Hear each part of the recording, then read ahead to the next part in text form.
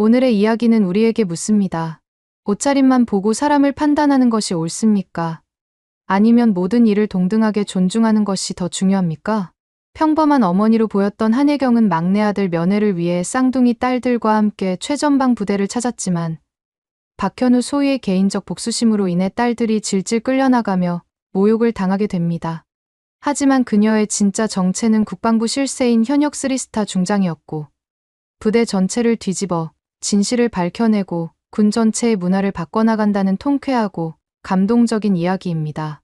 사연 들으시고 마음에 따뜻한 흔적이 남았다면 구독과 좋아요, 알림 설정으로 그 마음을 전해주세요. 오늘 좋은 일이 조용히 시작될지도 몰라요. 이럴 수가. 어제 박소희가 질질 끌어낸 분이 부대장의 떨리는 목소리가 상황실에 울려 퍼졌습니다. 긴급 전파 한 장이 최전방 부대 전체를 얼어붙게 만들었습니다. 국방부 특별감찰단 방문 예정 한혜경 중장 동행.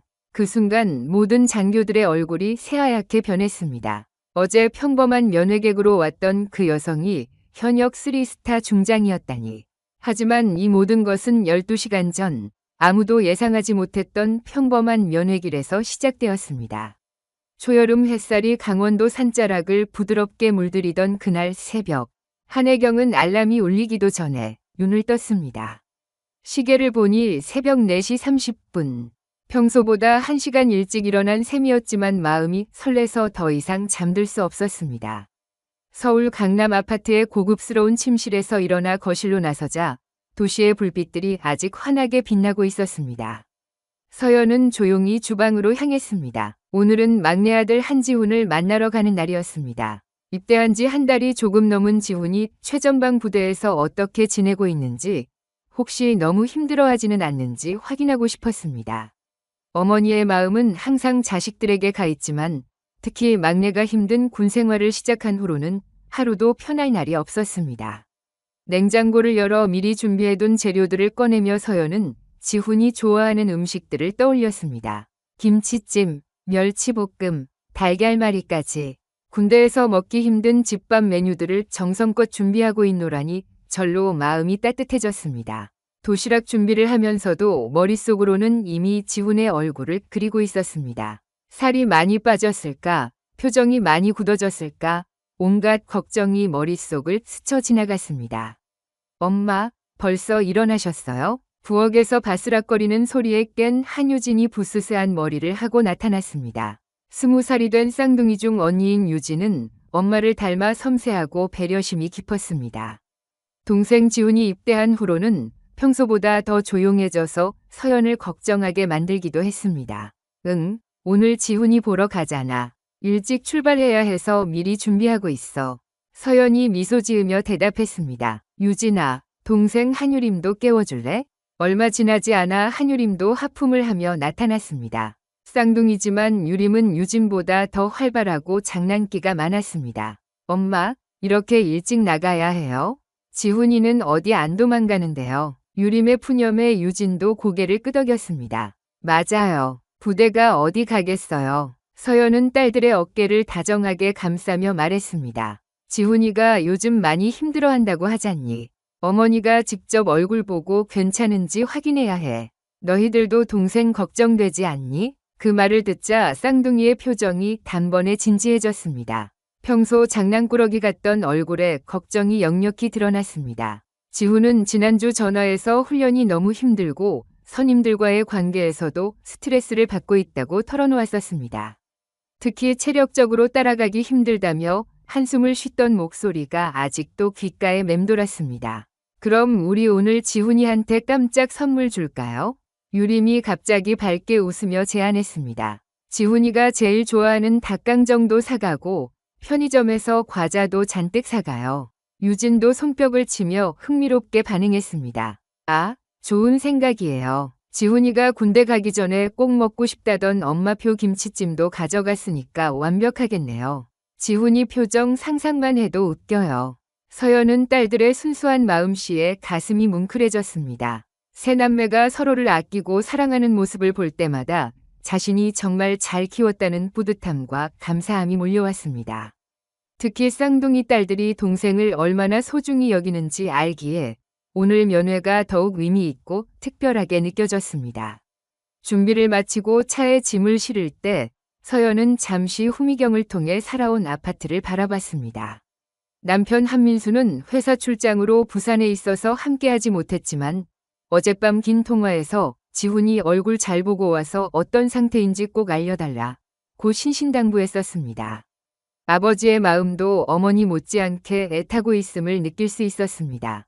고속도로에 진입하면서 서연은 룸미러로 뒷좌석에 딸들을 보며 말했습니다. 부대 안에서는 목소리 높이지 말고 조용히 해야 해.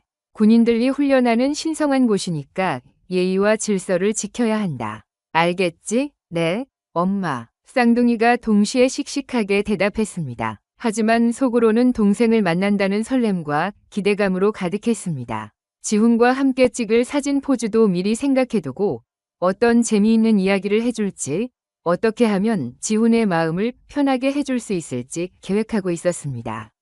창밖으로 지나가는 풍경을 바라보며 서연은 깊은 생각에 잠겼습니다. 지훈이 태어났을 때부터 지금까지의 순간들이 파노라마처럼 스쳐 지나갔습니다. 첫 걸음마를 뗄 때, 유치원 입학식, 고등학교 졸업식까지. 이제 성인이 되어 나라를 지키는 군인이 된 막내 아들이 자랑스러우면서도 한편으로는 아직 어린아이 같아서 걱정이 앞섰습니다. 4시간의 긴 여행 동안 가족들은 추억을 나누고 웃음을 터뜨리며 시간을 보냈습니다. 강원도의 푸른 산들이 점점 가까워지고 드디어 부대 근처에 도착했을 때 세모녀의 마음은 설렘으로 가득했습니다. 하지만 이들은 아직 몰랐습니다. 이 평범한 면회길이 곧 상상할 수 없는 폭풍의 중심이 될 것이라는 사실을 말입니다. 부대 정문 앞에 도착한 서연과 쌍둥이 딸들은 가슴 뛰는 마음으로 차에서 내렸습니다. 4시간의 긴 여행 끝에 드디어 지훈을 만날 수 있다는 기대감에 온 가족이 들떠 있었습니다. 정문을 지키고 있던 초병이 정중하게 인사를 건네자 서연은 안심하며 면회 절차를 밟기 위해 면회실로 향했습니다. 강원도 산속의 신선한 공기와 함께 불어오는 바람이 머리카락을 살랑이게 했고 멀리서 들려오는 구령 소리가 이곳이 진짜 군부대임을 실감하게 해주었습니다. 어머니, 드디어 지훈이 볼 수 있겠네요. 유림이 신나게 말하며 가방 속 선물들을 다시 한번 확인했습니다. 지훈이 이 닭강정 보면 깜짝 놀랄 거예요. 입대하기 전에 매일 사달라고 조르던 건데. 맞아요. 그리고 엄마가 새벽부터 만든 김치찜도 있고. 유진도 들뜬 목소리로 맞장구 쳤습니다. 지훈이 얼마나 좋아할까요? 면회실 입구에서 신분증을 꺼내 헌병에게 건네면서 서연은 예상보다 순조롭게 진행되는 상황에 만족했습니다. 다른 면회객들도 줄지어 서 있었고 평화로운 일요일 오후에 면회 풍경이 펼쳐지고 있었습니다. 하지만 헌병이 신분증을 확인하더니 갑자기 얼굴을 찌푸렸습니다. 뭔가 이상하다는 듯이 신분증을 여러 번 들여다보더니 동료 헌병과 수상한 눈빛으로 속삭이기 시작했습니다. 무슨 문제라도 있나요? 서연이 예의 바르게 물었습니다. 혹시 서류에 문제가 있나 싶어 걱정스러운 마음이 들기 시작했습니다. 헌병은 갑자기 냉정하고 무례한 표정으로 돌변했습니다. 죄송합니다만 쌍둥이 두 분은 면회가 절대 불가능합니다. 네? 무슨 말씀이세요? 유진이 당황스러운 목소리로 물었습니다. 저희가 뭔가 잘못한 게 있나요? 신분증도 다 가져왔고 면회 신청도 했는데요. 규정상 여성 방문자 2명이 동시에 들어갈 수 없습니다. 보안상의 이유로 한 번에 한 명만 면회 가능하다는 엄격한 규칙이 있습니다. 헌병의 말에 서연은 순간 어리둥절했습니다. 다른 부대에서는 이런 적이 한 번도 없었기 때문입니다. 그런 규정이 언제부터 있었나요? 저희는 친가족인데요. 어머니와 누나들이 동생을 보러 온 건데 도대체 무슨 보안상 문제가 있다는 거죠? 유림이 목소리를 높이며 따졌습니다. 다른 가족들은 다 들어가는데 왜 저희만 안 된다는 거예요? 헌병은 더욱 딱딱하고 권위적인 어조로 말했습니다. 규정은 규정입니다. 더 이상 질문하지 마십시오. 말 안 듣겠으면 한 분만 들어가시든지 아니면 그냥 돌아가십시오. 시간 낭비하지 말고요. 서연은 이해할 수 없다는 표정으로 차근차근 설명을 요구했습니다. 잠깐만요. 이해가 전혀 안 됩니다. 저희는 서울에서 새벽 5시부터 출발해서 4시간을 달려왔어요. 그리고 가족이 함께 면회하는 게 도대체 뭐가 문제가 되는 건가요? 다른 부대에서는 그런 적이 한 번도 없었는데 여기만 왜 이런 이상한 규정이 있는 거죠? 주변에 있던 다른 면회객들도 상황을 지켜보기 시작했습니다. 수군거리는 소리가 들려왔고 분위기가 점점 어색해지기 시작했습니다. 그때 면회실 안쪽에서 군복을 바르게 차려입은 젊은 장교가 큰 걸음으로 성큼성큼 나타났습니다. 계급장을 보니 소위였고 가슴팍 명찰에는 박현우라고 적혀 있었습니다. 신병교육대 소대장인 박현우는 30살이 젊은 나이에도 불구하고 유독 차갑고 거만한 인상을 풍겼습니다. 여기서 무슨 시끄러운 소란을 피우는 겁니까? 박현우가 권위적이고 건방진 목소리로 물었습니다. 군부대에서 목소리 높이는 게 예의입니까? 헌병이 바쁘게 상황을 설명하자 박현우는 서연모녀를 위아래로 무례하게 훑어보더니 노골적으로 비웃는 듯한 표정을 지었습니다. 규정도 제대로 알아보지 않고 오셨네요. 여기가 어디인지나 아십니까? 최전방 군사보안구역입니다. 아무나 막 들어올 수 있는 동네 마트나 놀이공원이 아니에요. 소위님, 저희는 정식으로 허가받은 병사 가족입니다. 면회 신청도 정당한 절차를 거쳐서 했고요. 도대체 무슨 규정을 말씀하시는 건가요? 서연이 차분하지만 단호하게 물었습니다. 박현우는 코웃음을 치며 더욱 모욕적인 말을 내뱉었습니다. 규정을 몰라서 그런 억지 부리는 소리 하시는 거군요. 여성 방문자 복수 입장 절대 금지 조항 말입니다. 특히 젊은 여성들은 더욱 엄격하게 통제하고 있어요. 혹시 모를 부적절하고 문제가 될 만한 상황들을 미리 방지하기 위해서 말이죠. 부적절한 상황이요? 유진이 분노에 찬 목소리로 항변했습니다. 저희가 친누나고 어머니인데 무슨 부적절한 상황을 말하는 거죠? 지금 저희를 뭘로 보는 거예요? 박현우의 말은 점점 더 모욕적이고 막장스러워졌습니다. 젊은 아가씨들이 부대 안에 들어와서 무슨 일을 벌일지 뻔하잖아요. 병사들 마음 흔들어 놓고 훈련 분위기 망치고 기강회의시키는 경우가 한두 번이 아닙니다. 여기는 진짜 남자들이 훈련하는 곳이에요. 유림이 더 이상 참지 못하고 소리쳤습니다. 지금 뭐라고 하신 거예요? 저희를 완전히 이상한 사람들로 보는 거죠? 저희는 정당하고 떳떳한 가족 면회를 하러 온 건데 이게 도대체 무슨 말도 안 되는 대우입니까? 시끄럽게 떠들지 마십시오. 박현우가 버럭 소리치며 주먹을 쥐었습니다. 규정은 절대적인 규정입니다. 싫으면 당장 돌아가세요. 여기는 민간인들이 마음대로 떠들고 항의할 곳이 아닙니다. 서연이 분노를 꾹 억누르며 최대한 차근차근 설명했습니다. 소위님, 지금 저희 가족에게 하시는 말과 행동이 과연 적절하다고 생각하십니까? 저희는 모든 정식 절차를 완벽하게 밟아서 면회 신청을 했고 허가도 정당하게 받았습니다. 그런데 갑자기 들어본 적도 없는 이상한 규정을 들이대며 이상한 규정이라고요? 박현우가 비아냥거리며 악의적으로 말을 끊었습니다. 아줌마, 여기가 동네 마트인 줄 아세요? 아니면 가족 나들이 가는 놀이공원인 줄 아십니까? 여기는 대한민국을 지키는 신성한 군부대입니다. 규정 따르기 싫으면 애초에 오지 말든지. 그 순간 박현우는 갑자기 유진과 유림의 팔을 거칠고 폭력적으로 움켜잡았습니다. 지금 당장 이 자리에서 나가십시오. 더 이상 쓸데없이 시간 낭비하지 말고 조용히 꺼지세요. 뭐 하는 거예요? 당장 손 떼세요. 유진이 악을 쓰며 팔을 빼려고 몸부림쳤지만 박현우의 거친 힘이 훨씬 셌습니다. 야, 지금 당장 우리 딸들한테 손대지 마. 서연이 태어나서 처음으로 이렇게 큰 목소리를 냈습니다. 하지만 박현우는 더욱 거칠고 폭력적으로 쌍둥이를 면회실 밖으로 질질 끌고 나갔습니다. 말로는 안 통하니까 이렇게라도 해야겠네요. 여기는 엄한 군부대라고 몇 번을 말해야 알아듣겠어요. 끌려나가면서 유림이 그만 바닥에 넘어지고 말았습니다. 거친 시멘트 바닥에 무릎이 쓸리면서 피가 나기 시작했고 유진도 팔에 시퍼런 멍이 들었습니다. 두 딸이 질질 끌려나가며 고통스러워하는 참혹한 모습을 본 서연의 눈빛이 그 순간 차갑게 얼어붙었습니다. 지금 우리 딸들한테 뭘 한 거죠? 서연의 목소리는 낮았지만 섬뜩할 정도로 차가웠습니다. 박현우는 여전히 거만하고 뻔뻔한 태도를 유지했습니다. 당연하고 정당한 조치를 취한 겁니다. 규정 위반자들을 강제로 내보낸 거죠. 더 이상 말썽 부리지 마시고 조용히 돌아가십시오. 서연은 상처 입은 딸들을 조심스럽게 부축하며 일으켜 세웠습니다. 유림의 무릎에서는 계속 피가 흘러내리고 있었고 유진은 충격과 모욕감으로 눈물을 주르륵 흘리고 있었습니다. 그 순간 서연의 마음속 깊은 곳에서 무언가가 완전히 바뀌었습니다. 서연은 속으로 차가운 다짐을 했습니다. 이 부대가 감히 우리 가족을 이렇게 대한다고? 좋다. 그럼 제대로 된 걸 보여주자. 서연은 상처 입은 딸들을 부축하며 부대를 나서면서도 한마디 말이 없었습니다. 평소 같았다면 화를 내거나 항의라도 했을 텐데 오늘은 달랐습니다. 차가운 침묵 속에서 딸들의 상처를 확인하고 조용히 차에 태웠습니다. 유림의 무릎에서 흘러나온 피를 닦아주면서도 서연의 표정은 무표정했습니다. 하지만 그 무표정함 속에는 무서운 계획이 조용히 싹트고 있었습니다. 엄마, 우리 지훈이 못 봐도 괜찮아요.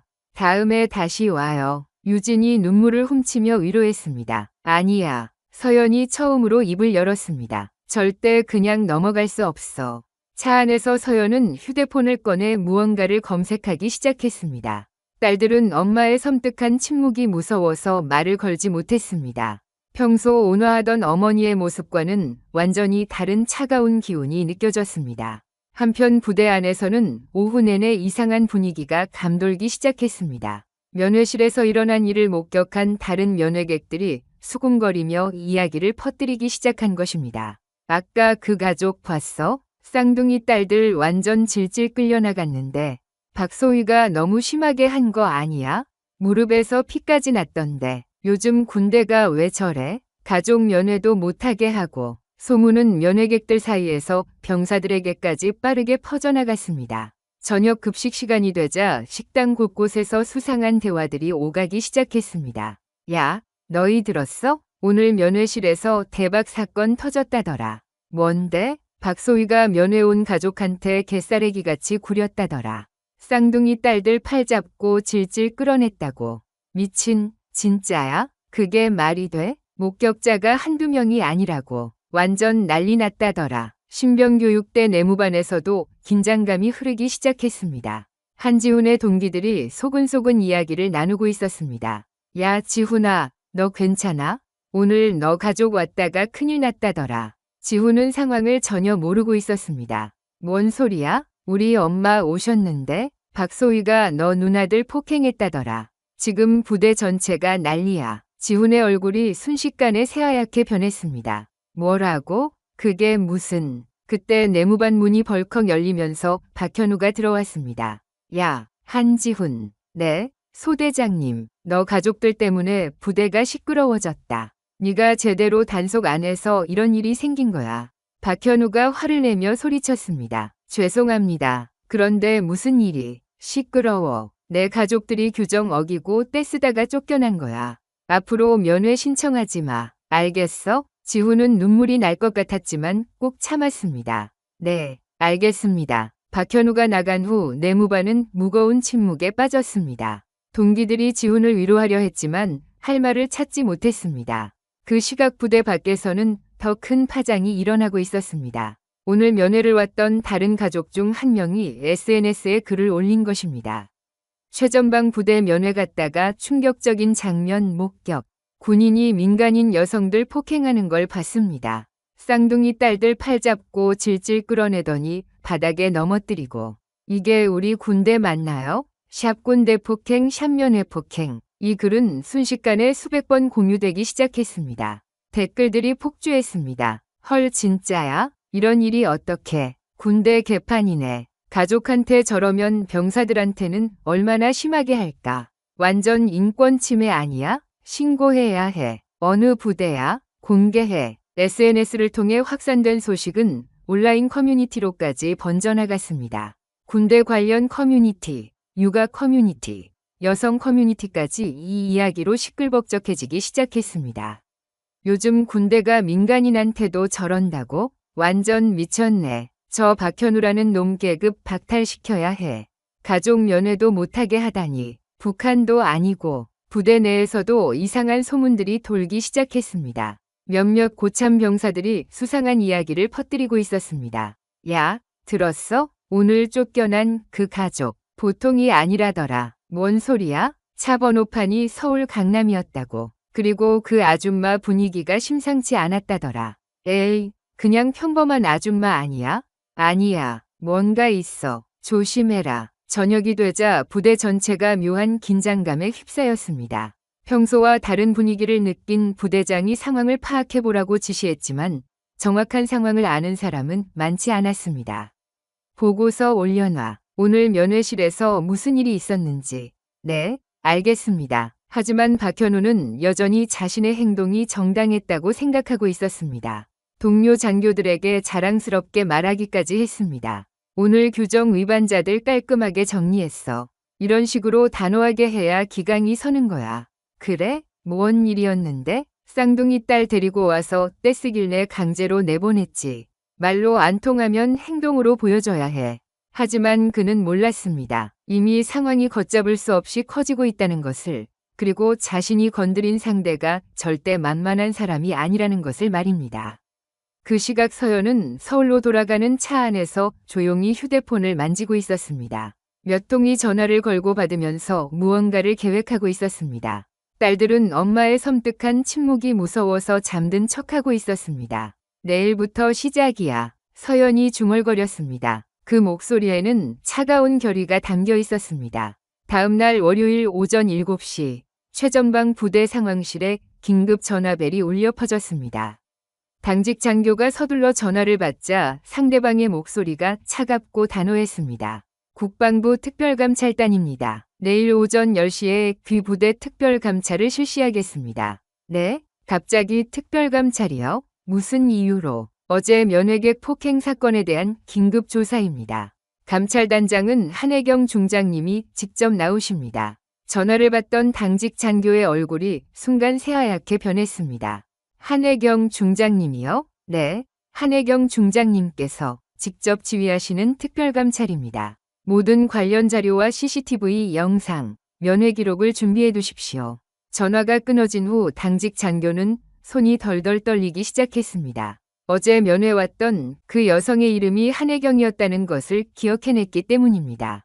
설마 같은 사람일까요? 하지만 이름이 같다고 해서 같은 사람일 리는 없겠죠.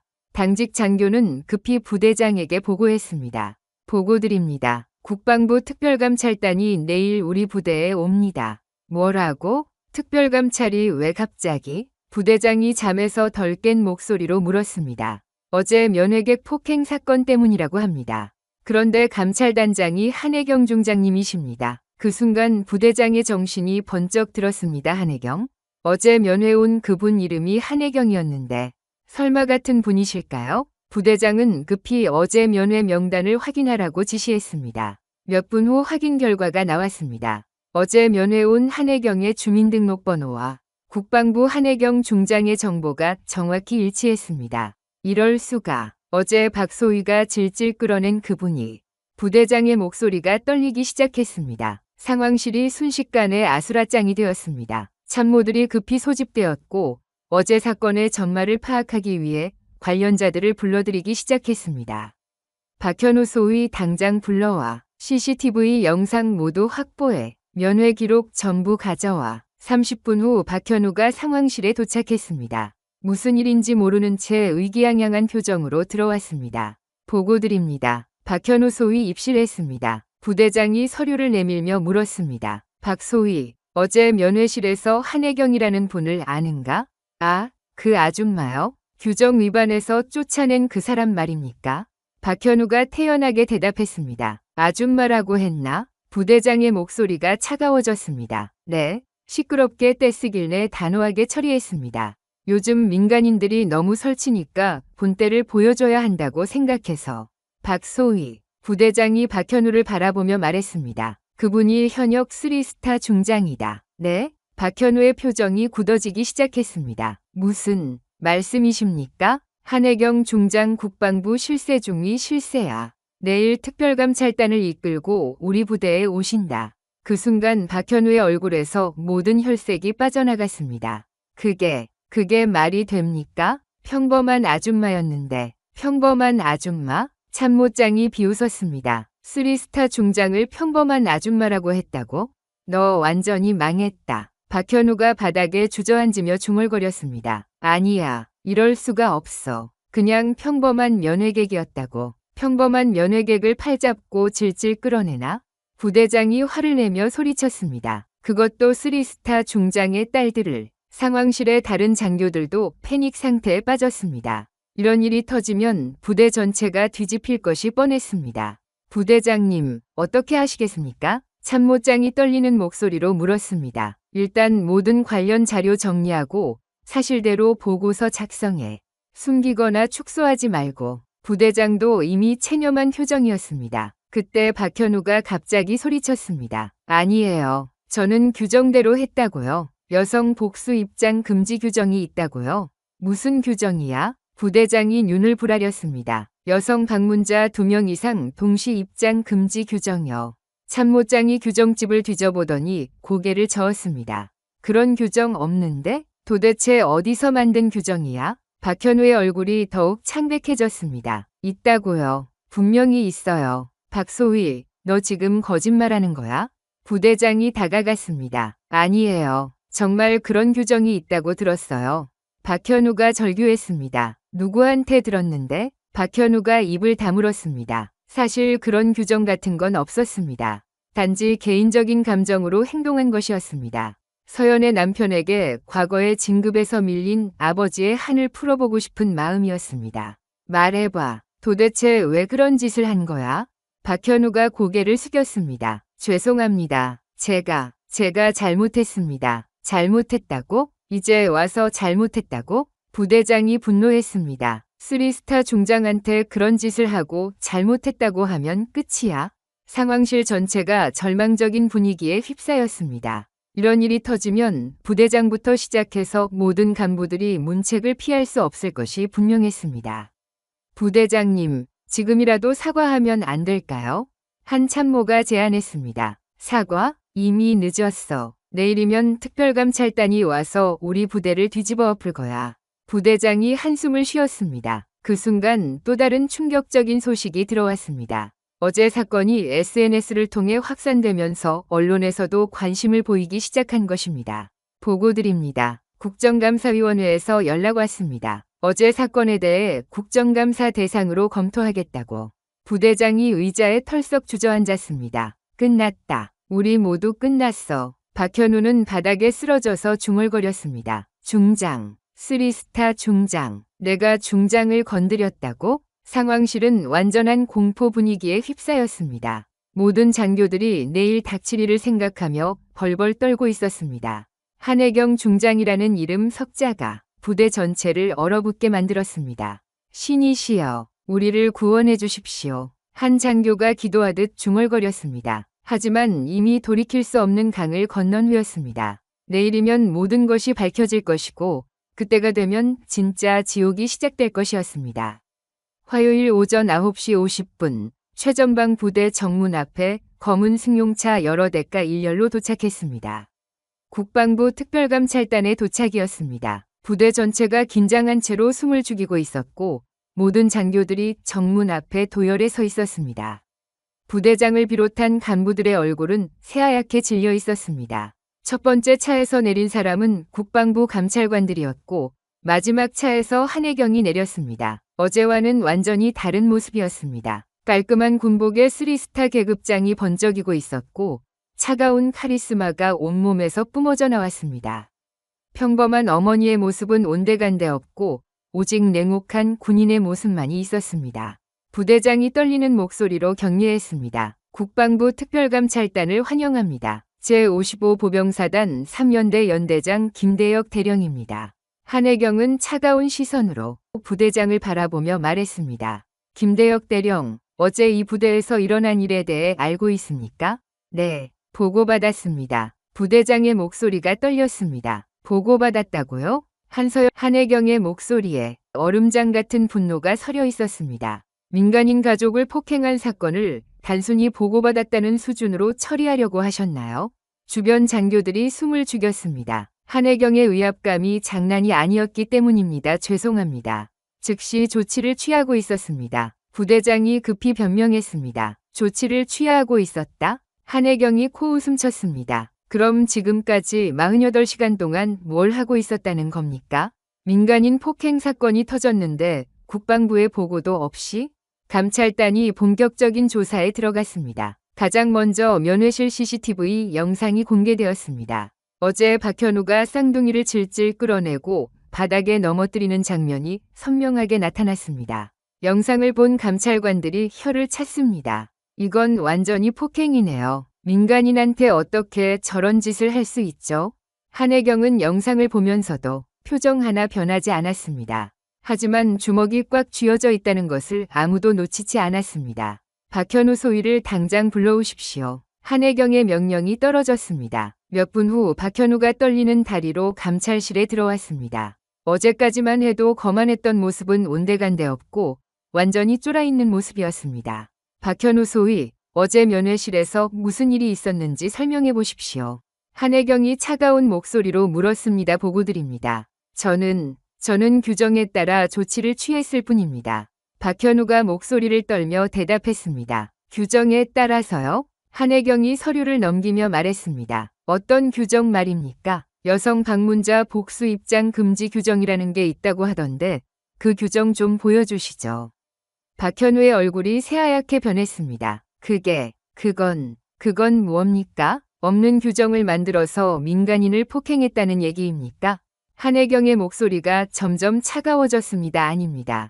저는 정말로 그런 규정이 있다고 들었습니다. 누구한테 들었습니까? 감찰관이 추궁했습니다. 박현우가 말을 더듬었습니다.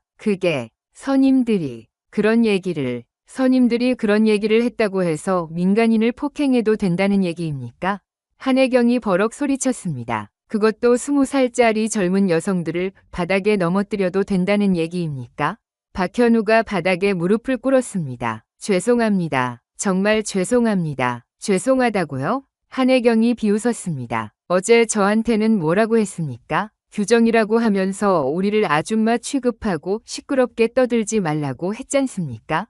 그건 제가 몰라서요? 한혜경의 눈빛이 차가워졌습니다. 계급이 높고 낮고를 떠나서 사람 대 사람으로서 기본 예의도 모르는 놈이 어떻게 군인이라고 할 수 있습니까? 주변 장교들이 숨을 죽이고 지켜봤습니다. 한혜경의 분노가 절정에 달하고 있었습니다. 박현우 소위, 당신은 병사 가족에게 무례하게 굴었습니다.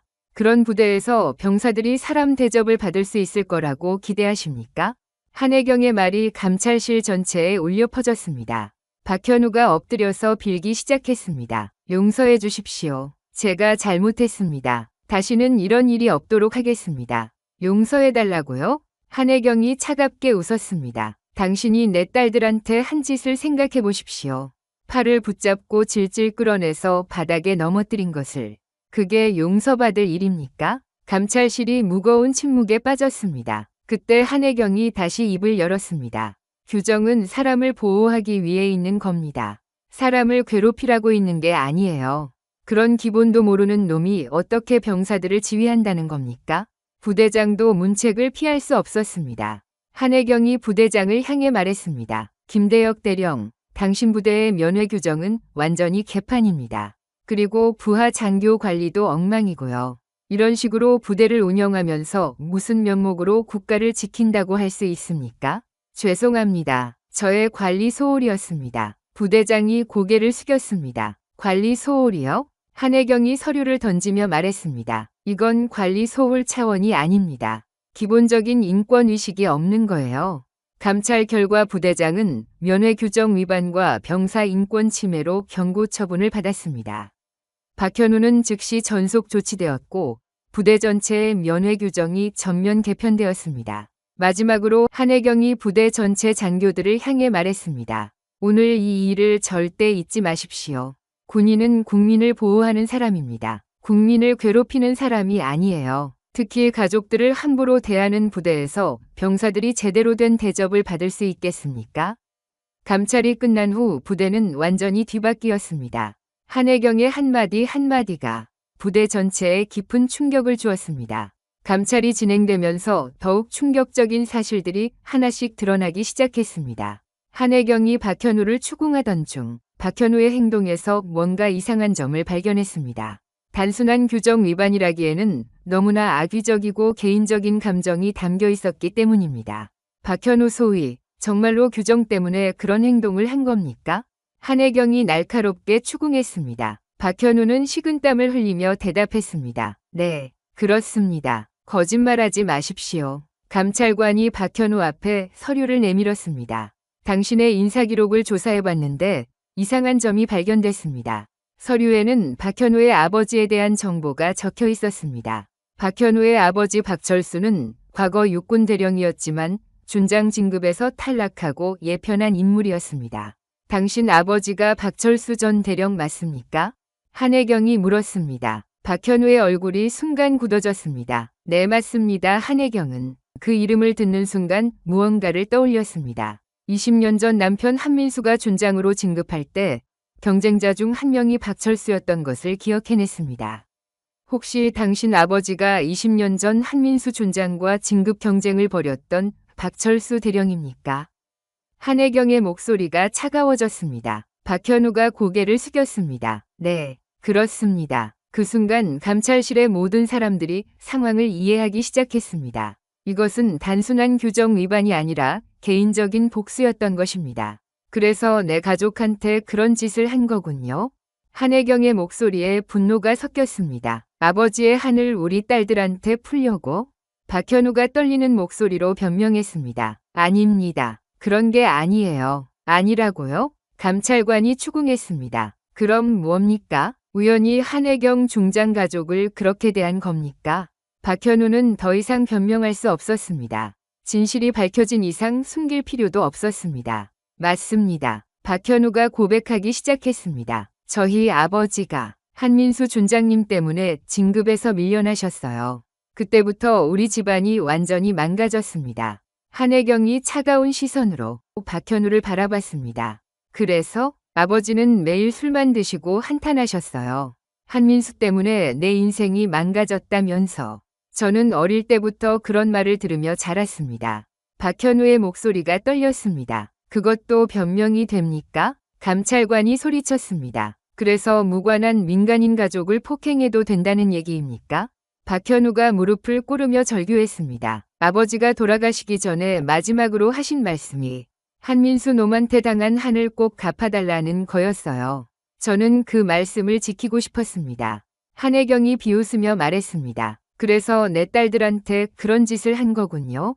당신 아버지의 무능함을 내 가족한테 화풀이한 거네요. 무능함이라니요. 박현우가 갑자기 소리쳤습니다. 우리 아버지는 무능하지 않으셨어요. 한민수가 뒷공작을 써서. 뒷공작이라고요? 한혜경이 벌떡 일어났습니다. 당신 지금 내 남편을 모독하는 겁니까? 사실이에요. 한민수는 정치질로 진급한 거라고요. 박현우가 목에 핏대를 세우며 소리쳤습니다. 그 순간 한혜경의 손이 박현우의 뺨을 강하게 때렸습니다. 찰싹 소리가 감찰실에 울려 퍼졌습니다. 감히 내 남편을 모독해? 한혜경이 분노에 찬 목소리로 소리쳤습니다. 당신 아버지가 무능해서 진급 못한 걸 남 탓으로 돌리는 거네요. 박현우의 뺨이 빨갛게 부어올랐습니다. 그게 아니에요. 그게 아니라고요? 감찰관이 서류를 펼치며 말했습니다. 박철수 전 대령의 진급 심사 기록을 보니까 부하 관리 능력 부족과 리더십 문제로 탈락한 것 같은데요. 박현우의 얼굴이 새하얗게 변했습니다. 그럴 리가. 사실을 확인해보니 당신 아버지는 부하들한테 폭언과 폭행을 일삼았고 여러 차례 징계를 받은 기록이 있네요. 감찰관이 계속 읽어나갔습니다. 거짓말이에요. 우리 아버지는 그런 분이 아니셨어요. 박현우가 발광했습니다. 한혜경이 차가운 목소리로 말했습니다. 아버지를 닮았네요. 폭력적이고 무책임한 것까지. 박현우가 바닥에 쓰러지며 중얼거렸습니다. 아니야. 아버지 원망을 갚을 수 있다고 생각했는데 내가 뭘 한 거지? 내가 뭘 한 거야? 진실이 밝혀지자 감찰실의 분위기가 완전히 바뀌었습니다. 모든 사람들이 박현우를 경멸의 시선으로 바라봤습니다. 박현우 소위 당신은 개인적인 복수심으로 민간인을 폭행한 겁니다. 한혜경이 단호하게 말했습니다. 그것도 아무 죄 없는 20살짜리 딸들을. 박현우가 엎드려서 빌기 시작했습니다. 용서해 주십시오. 제가 완전히 잘못 생각했습니다. 정말 죄송합니다. 용서요? 한혜경이 비웃었습니다. 당신이 내 딸들한테 준 상처를 어떻게 용서합니까? 그 아이들이 받은 모욕감을 어떻게 용서하라는 겁니까? 감찰관이 최종 결론을 내렸습니다. 박현우 소위, 당신은 개인적 복수심으로 직권을 남용하고 민간인을 폭행한 죄로 군법회의에 회부됩니다. 박현우가 절망하며 소리쳤습니다. 안 돼요. 제발 한 번만 용서해 주세요. 다시는 이런 일 없을 거예요. 너무 늦었습니다. 한혜경이 차갑게 말했습니다. 당신이 선택한 길이니까 끝까지 가보세요. 마침내 모든 진실이 밝혀졌습니다. 박현우의 개인적인 복수심이 빚어낸 참극이었던 것입니다. 부대 전체가 충격에 빠졌고 이 사건은 군 전체에 큰 파장을 일으킬 것이 분명했습니다. 감찰이 끝나고 일주일이 지난 어느 토요일 오후 서연은 서울 집에서 쌍둥이 딸들을 거실로 불러 모았습니다. 커다란 책상 위에 자신의 군모를 조심스럽게 내려놓고 평소와는 다른 진지한 표정으로 딸들을 바라봤습니다. 유진과 유림은 엄마의 심각한 분위기에 긴장하며 마주 앉았습니다. 유진아, 유림아. 서연이 단호하지만 따뜻한 목소리로 말을 시작했습니다. 엄마가 너희들에게 할 말이 있어. 네, 엄마. 쌍둥이가 동시에 대답했습니다. 서연은 군모를 쓰더니 갑자기 완전히 다른 사람이 된 것처럼 위험 있는 모습으로 변했습니다. 3스타 중장의 계급장이 번쩍이며 카리스마가 온몸에서 뿜어져 나왔습니다. 지금부터 너희들에게 하는 말은 어머니로서가 아니라 군인으로서 하는 말이야. 서연의 목소리가 단호해졌습니다. 너희가 평소에 어떤 옷을 입든 어떻게 행동하든 그건 너희 자유야. 하지만 군부대는 규율과 질서를 중시하는 신성한 곳이야. 유진이 조심스럽게 물었습니다. 엄마, 저희가 뭔가 잘못했나요? 아니야, 잘못한 건 없어. 서연이 고개를 저었습니다. 하지만 이번에 지훈이를 보러 갈 때는 달라야 해. 차분하고 단정한 복장으로 품위 있게 행동해야 한다. 알겠니? 유림이 작게 웃으며 대답했습니다. 네, 엄마. 아니, 중장님. 이번엔 절대 민폐 끼치지 않을게요. 정말 단정하게 입고 조용히 행동할게요. 유진도 진지하게 다짐했습니다. 서연은 군모를 벗고 다시 따뜻한 어머니의 모습으로 돌아와 쌍둥이의 머리를 부드럽게 쓰다듬었습니다. 단정함 속에서도 당당해야 한다는 걸 기억해. 우리는 당당하게 갈 거야. 아무도 우리를 무시할 수 없도록. 다음 날 일요일, 서연과 쌍둥이는 깔끔한 정장 차림으로 다시 부대를 향했습니다. 유진과 유림은 검은색 정장에 단정한 구두를 신고 있었고 화장도 최소한으로만 했습니다. 차 안의 분위기는 일주일 전과는 완전히 달랐습니다. 엄마, 이번엔 정말 지훈이 볼 수 있을까요? 유림이 조심스럽게 물었습니다. 당연하지. 서연이 자신 있게 대답했습니다. 이번엔 아무도 우리를 막을 수 없어. 부대에 도착하자 놀라운 광경이 펼쳐졌습니다. 부대장을 비롯해 모든 간부들이 정문 앞에 일렬로 서서 기다리고 있었습니다. 일주일 전과는 완전히 다른 모습이었습니다. 차에서 내린 서연을 보자 부대장이 급히 달려와 깍듯하게 격려했습니다. 한혜경 중장님, 정말 죄송했습니다. 저희가 지난번에 너무 무례하게 굴었습니다. 부대장이 90도로 허리를 숙이며 사과했습니다. 김대혁 대령, 고개 드십시오. 서연이 차분하게 말했습니다. 저는 오늘 군인이 아니라 그냥 어머니로 왔습니다. 아닙니다. 그래도 저희가 한 일은 변명의 여지가 없습니다. 부대장이 계속 사과했습니다. 병사 가족 면회 규정은 완전히 전면 개편했습니다. 이제 가족이면 몇 명이든 함께 면회 가능합니다. 주변 장교들도 모두 고개를 숙이며 사과했습니다. 정말 죄송했습니다. 유진이 엄마를 바라보며 물었습니다. 엄마, 이제 우리 정말 지훈이 볼 수 있어요? 서연이 따뜻하게 미소 지으며 대답했습니다. 그래, 오늘은 누구도 우리를 막을 수 없어. 면회실로 향하는 길에 부대 내 모든 병사들과 간부들이 정중하게 인사했습니다. 일주일 전과는 완전히 다른 대접이었습니다. 면회실에 도착하자 지훈이 이미 기다리고 있었습니다. 일주일 전 사건으로 충격을 받아 수척해진 모습이었지만 가족을 보자 눈물이 글썽했습니다. 엄마, 누나들, 지훈이 달려와 쌍둥이 누나들을 꽉 끌어안았습니다. 지훈아, 유진과 유림도 눈물을 흘리며 동생을 안았습니다. 지훈아, 많이 힘들었지? 서연이 아들의 머리를 쓰다듬으며 물었습니다. 엄마 때문에 부대가 완전히 뒤집혔어요. 지훈이 울먹이며 말했습니다. 박소희는 바로 전출됐고 면회 규정도 다 바뀌었어요. 엄마가 3스타 중장이라는 걸 몰랐어요. 미안해, 지훈아. 엄마가 신분을 숨기고 다녀서. 서연이 미안한 표정으로 말했습니다. 아니에요. 지훈이 고개를 저었습니다. 오히려 자랑스러워요. 우리 엄마가 그렇게 대단한 분이신 줄 몰랐어요. 유림이 지훈의 손을 잡으며 말했습니다. 지훈아, 우리 때문에 너무 힘들었지?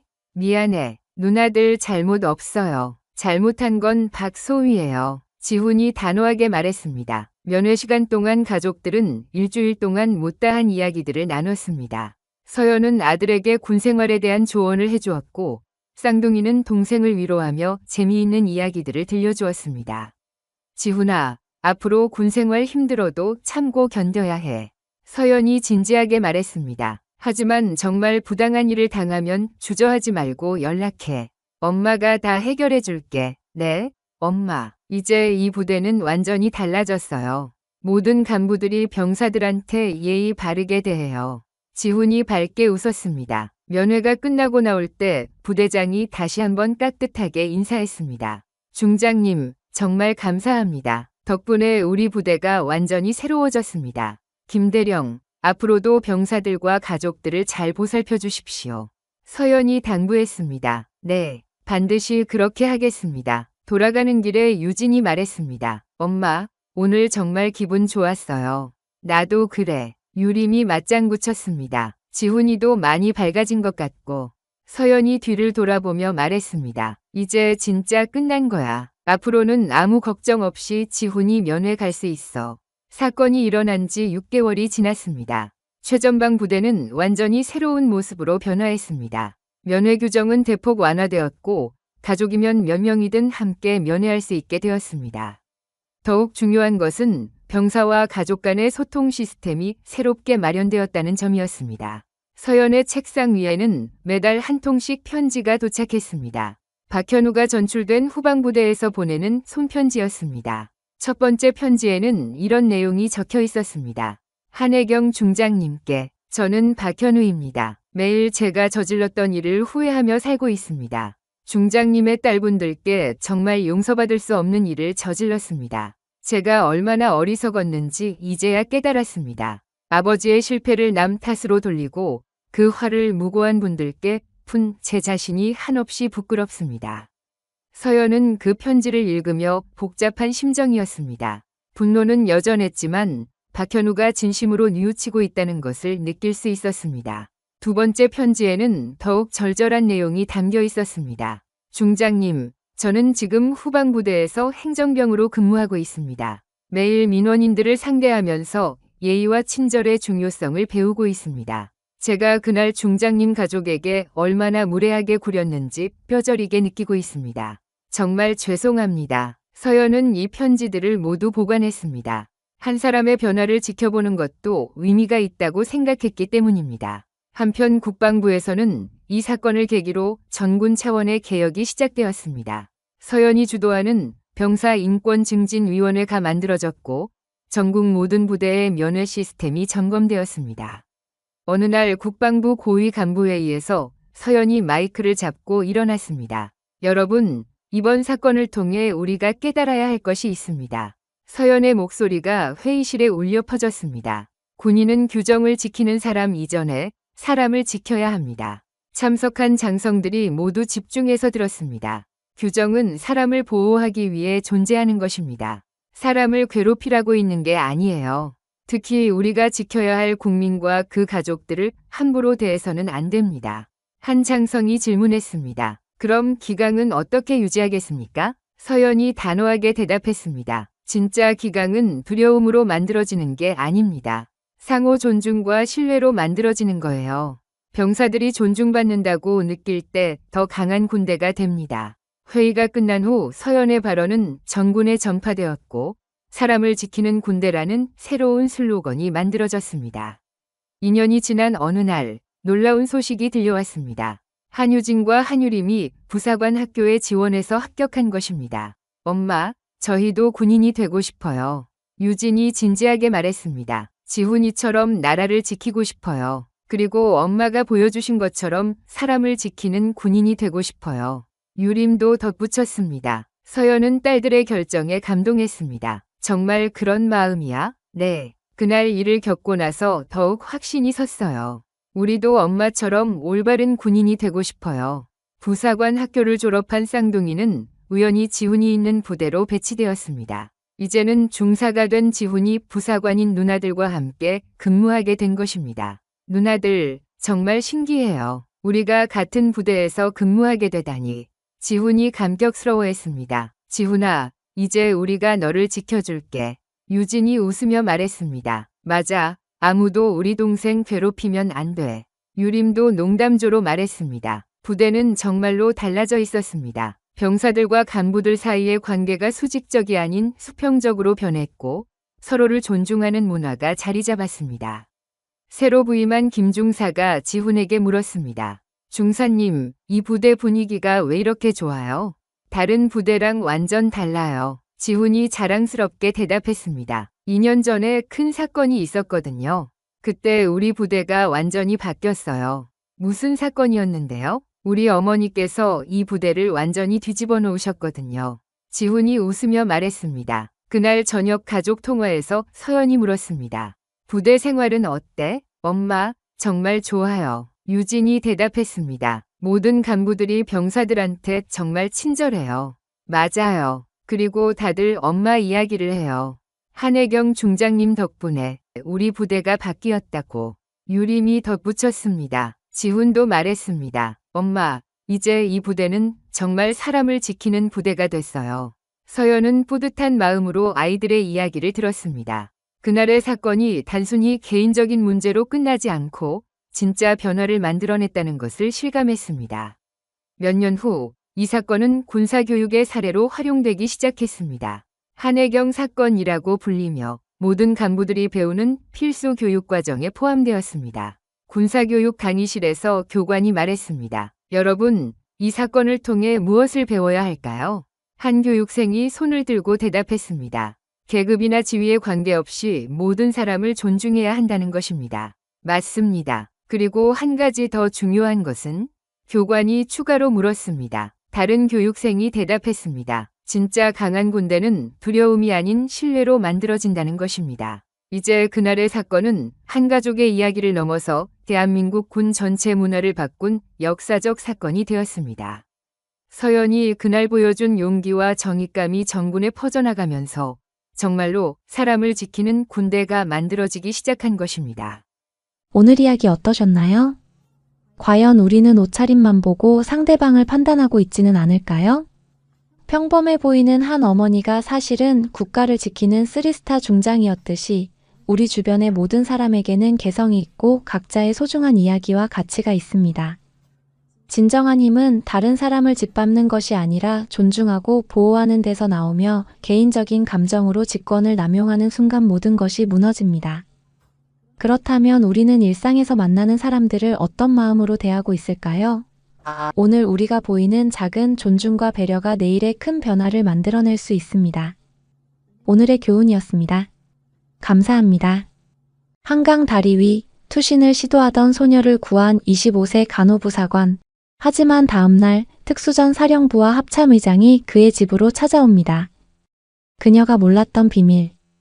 가족에게 숨겨진 충격적인 비밀이 드러나기 시작하는데 그리고 한나라를 뒤흔든 진실이 세상에 공개됩니다. 사연 들으시고 마음에 와닿았다면 무료로 할 수 있는 가장 큰 응원. 구독과 좋아요, 알림 설정 부탁드려요. 오늘 하루 기분 좋은 행운이 따라올 거예요. 여기서 잠깐. 지난 영상에서 따뜻한 댓글 남겨주신 미루님께 감사의 인사를 드립니다. 여러분의 한마디 한마디가 정말 큰 힘이 됩니다. 용산 군병원의 야간 근무를 마친 김아리는 신용산역 계단을 천천히 내려왔습니다. 25살 간호부사관으로 복무한 지 이제 3년째였죠. 어깨에 맨 가방은 무겁고 발걸음은 피곤에 절어 있었습니다. 오늘도 중환자실에서 생사를 오가는 환자들을 돌보느라 정신없는 하루였어요.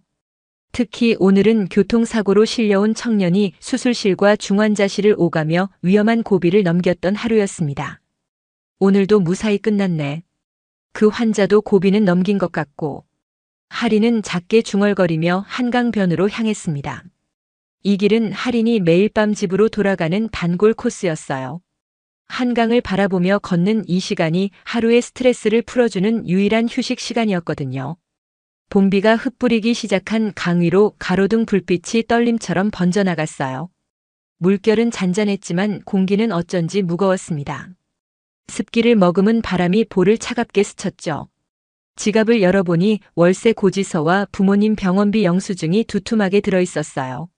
아버지의 당뇨 합병증으로 인한 투석비가 한 달에 30만 원, 어머니의 관절염 치료비와 물리치료비가 또 20만 원. 할인의 월급 200만 원으로는 빠듯했습니다. 자취방 월세 50만 원의 생활비까지 더하면 늘 빠듯했어요. 휴대폰 메모장에는 전역하면 안정될까? 민간병원 급여 알아보기라는 글귀가 저장되어 있었죠. 민간병원으로 이직하면 급여가 늘어날 텐데 아직 복무 기간이 1년 반이나 남아 있었어요. 하지만 부모님 병원비 때문에 당장 돈이 필요한 상황이었습니다. 요즘 들어 야간 근무 수당까지 받으며 일하고 있지만 몸은 점점 힘들어지고 있었어요. 그래도 버텨야지. 누군가는 해야 하는 일이니까. 부모님도 기다리고 계시고. 편의점에서 삼각김밥 2개와 바나나 우유를 사서 저녁을 때우며 한강대교를 건너던 순간이었습니다. 평소보다 행인이 적었어요. 비가 내리기 시작해서 사람들이 서둘러 집으로 향한 탓이겠죠. 가로등 불빛 사이로 뭔가 이상한 광경이 눈에 들어왔어요. 난간 위에 흰 운동화 한 켤레가 보였거든요. 처음엔 누군가 장난을 치는 건 아닌가 싶었습니다. 하지만 자세히 보니 상황이 심각했어요. 비에 젖은 긴 머리가 바람에 흩날리고 얇은 어깨가 당장이라도 떨어질 듯 흔들리고 있었습니다. 20살쯤 되어 보이는 소녀였어요. 검은색 롱패딩을 입고 있었는데 교복 치마 자락이 바람에 펄럭였습니다. 하리는 본능적으로 주위를 살폈어요. 다행히 다른 행인들은 보이지 않았죠. 이런 상황에서 갑자기 사람들이 몰려들면 오히려 위험할 수 있었거든요. 하리는 조심스럽게 발걸음을 늦추며 접근했습니다. 학생. 하리는 조심스럽게 목소리를 낮춰 불렀습니다. 갑작스럽게 놀라서 떨어질까봐 최대한 부드럽고 안정감 있게 말했어요. 간호사로서 많은 환자들과 대화해본 경험이 이런 때 도움이 되었습니다. 위험해요. 제 쪽을 한번 보세요. 천천히요. 소녀는 고개를 돌리지 않았습니다. 대신 더 바깥쪽으로 몸을 기울였어요. 발끝에만 의지해 간신히 균형을 잡고 있는 상황이었죠. 한강의 물소리가 아래에서 들려왔습니다. 오지 마세요. 제발요. 더 이상 가까이 오면 안 돼요. 방해하지 말아주세요. 떨리는 목소리였습니다. 절망과 두려움이 뒤섞인 음성이었어요. 하지만 동시에 강한 의지도 느껴졌습니다.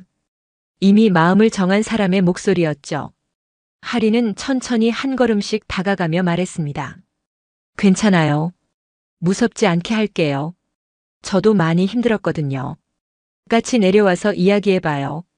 싫어요. 아무도 모르는 게 나아요. 모든 게 끝나면 편해질 거예요. 더 이상 아무도 상처받지 않을 거고요. 서연의 목소리에는 깊은 절망이 배어 있었습니다. 단순한 충동적 행동이 아니라는 걸 알 수 있었어요. 하리는 간호부 사관으로서 많은 환자들을 돌보며 쌓은 경험으로 상황을 판단했어요. 이 소녀는 오랜 시간 고민한 끝에 여기까지 온 것 같았습니다. 학생, 이름이 뭐예요? 저와 이야기해봐요. 이서연이요. 하지만 알아봤자 소용없어요. 아무도 저를 이해할 수 없을 거예요. 서연 씨, 저는 김아린이에요. 군 병원에서 일하는 간호사예요. 매일 아픈 사람들을 돌보는 일을 해요. 하리는 자신을 소개하며 서연이 마음을 열 수 있도록 유도했습니다. 이름을 부르는 것만으로도 상대방에게 안정감을 줄 수 있다는 걸 알고 있었거든요. 그때 돌풍이 불었습니다. 지하철이 지나갈 때처럼 거센 바람이 다리를 휩쓸었어요. 서연의 몸이 크게 흔들렸습니다. 균형을 잃을 뻔한 순간이었죠. 하린의 심장이 쿵 내려앉았습니다. 위험해. 하리는 더 이상 망설이지 않았어요. 간호부 사관으로서 수없이 받은 응급처치 훈련 그리고 군인으로서 몸에 밴 판단력과 순발력이 순간적으로 작동했습니다. 생명을 구하는 것이 최우선이었어요. 서연 씨. 난간을 재빠르게 넘어가 두 팔로 서연의 허리를 단단히 감싸 안았어요. 둘은 젖은 바닥에 나뒹굴었습니다. 할인이 먼저 바닥에 떨어지며 쿠션 역할을 해서 서연을 보호했죠. 등과 어깨가 아팠지만 다행히 서연은 다치지 않은 것 같았어요. 아파요? 다친 곳은 없어요? 머리는 괜찮고요. 할인은 서연의 상태를 재빠르게 확인했습니다. 다행히 외상은 없어 보였어요. 하지만 서연은 할인의 품에서 울음을 터뜨렸습니다. 억눌러왔던 감정이 한꺼번에 터져 나오는 것 같았어요. 왜 살렸어요? 그냥 놔뒀으면 모든 게 끝났을 텐데. 이제 또 견뎌야 해요. 살아야 하니까요. 할인은 단호하면서도 따뜻하게 답했어요. 서연의 등을 가볍게 토닥이며 계속 말했습니다. 이유는 내려와서 천천히 찾아봐요. 지금은 추우니까 따뜻한 곳으로 가죠. 몸부터 따뜻하게 해야 해요. 할인은 휴대폰을 꺼내 199에 신고했습니다. 그리고 맥박을 확인하며 응급처치를 했어요. 체온 확인, 의식 상태 점검, 외상 여부까지 체계적으로 살폈습니다. 군인과 간호부 사관 두 신분이 한 몸처럼 자연스럽게 움직였어요. 따뜻해요. 고마워요. 처음으로 누군가 저를 지켜주는 것 같아요. 할인이 자신의 외투를 벗어 서연에게 덮어주자 서연이 작게 말했어요. 괜찮아요. 이제 안전해요. 무슨 일이 있었는지 천천히 얘기해봐요. 제가 들어드릴게요. 구급차 사이렌 소리가 멀리서 들려왔습니다. 할인은 서연의 어깨를 가볍게 토닥이며 생각했어요. 평범한 밤이었는데 갑자기 모든 게 달라졌네. 이 아이에게 무슨 일이 있었을까? 왜 이런 선택을 하려고 했을까? 그때는 몰랐습니다. 이 순간이 얼마나 큰 파장을 불러일으킬지, 그리고 자신의 인생이 얼마나 극적으로 바뀔지 말이에요. 단순히 한 생명을 구한 것이 아니라 거대한 소용돌이의 중심에 서게 될 줄은 꿈에도 몰랐죠. 구급차의 적십자 마크가 가로등 불빛에 반짝였습니다. 한강의 바람은 여전히 차갑게 불고 있었지만 두 사람의 마음에는 묘한 온기가 스며들고 있었어요. 서연의 울음소리가 점점 잦아들고 있었습니다. 언니, 저 사람들 믿으면 안 돼요. 뭐라고? 누구를 말하는 거예요? 저를 지켜주세요. 제발요. 저 혼자서는 못 견뎌요. 괜찮아요. 제가 여기 있을게요. 용산 군병원 응급실은 새벽 2시임에도 불구하고 여전히 분주했습니다. 할인은 서연과 함께 구급차에서 내리며 응급실 직원들과 간단히 인수인계를 마쳤어요. 다행히 서연의 상태는 안정적이었습니다.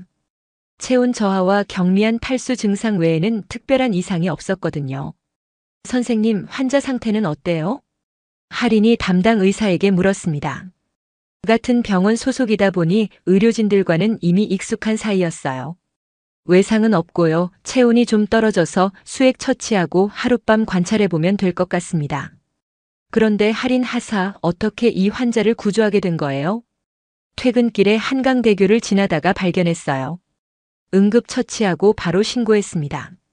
할인은 간단히 상황을 설명했어요. 하지만 서연의 자세한 사연까지는 말하지 않았습니다. 환자의 사생활 보호가 우선이었거든요. 서연은 응급실 침대에 누워 있으면서도 계속 주위를 둘러보고 있었어요. 마치 누군가를 경계하는 것처럼 말이죠. 할인이 다가가서 물었습니다. 서연 씨, 아직도 무서워요? 이제 안전한 곳이니까 걱정하지 마세요. 언니, 혹시 저랑 계속 함께 있어 주실 수 있어요? 혼자 있기가 무서워요. 서연의 목소리에는 간절함이 배어 있었습니다. 단순히 구조받은 것에 대한 고마움이 아니라 뭔가 더 깊은 두려움이 있는 것 같았어요. 물론이죠. 제가 이 병원 직원이니까 계속 지켜볼 수 있어요. 걱정하지 마세요. 할인은 서연의 손을 가볍게 잡아주며 안심시켰습니다. 그런데 그때 응급실 입구 쪽에서 이상한 기운이 느껴졌어요. 검은 정장을 입은 남성 2명이 응급실로 들어왔습니다. 첫 번째 남성은 키가 크고 마른 체형이었고 두 번째 남성은 단단한 체격에 날카로운 눈빛을 하고 있었어요. 둘 다 같은 스타일의 검은 정장과 검은 넥타이를 메고 있었습니다. 명찰에는 국방부 정보국이라고 적혀 있었어요. 이서연 양은 어디에 있습니까? 키 큰 남성이 간호사실에 문의했습니다. 목소리는 낮고 차분했지만 뭔가 압박감을 주는 톤이었어요. 하리는 본능적으로 서연 쪽을 바라봤습니다. 서연의 얼굴이 순간 하얗게 질렸어요. 온몸이 떨리기 시작했습니다. 언니, 저 사람들이에요. 제가 말했던. 잠깐만요. 차근차근 설명해봐요. 하린이 서연에게 다가가려는 순간 검은 정장 남성들이 먼저 다가왔습니다. 이서연 양이 맞습니까? 안전 확보를 위해 파견됐습니다. 보호자이신가요? 하린이 조심스럽게 물었습니다. 가족은 아닙니다. 하지만 이서연 양의 안전과 관련해서 조치가 필요한 상황입니다. 단단한 체격의 남성이 답했어요. 그의 눈빛은 차갑고 날카로웠습니다. 환자 보호는 의료진의 권한입니다. 가족이 아니시라면 면회 시간을 지켜주세요. 하리는 단호하게 말했습니다. 간호부 사관으로서 환자 보호가 우선이었어요. 더 관여하지 마시죠. 이 일은 당신이 생각하는 것보다 복잡합니다. 키 큰 남성이 하린을 향해 경고조로 말했습니다. 그때 서연이 하린의 팔을 꽉 잡았어요. 언니, 제발 혼자 두지 말아주세요. 저 사람들과 같이 가면 안 돼요. 왜요? 무슨 일이 있었던 거예요? 설명하기 어려워요. 하지만 저를 보호한다고 하면서 실제로는 감시하고 통제해요. 마치 감옥에 갇힌 것처럼요.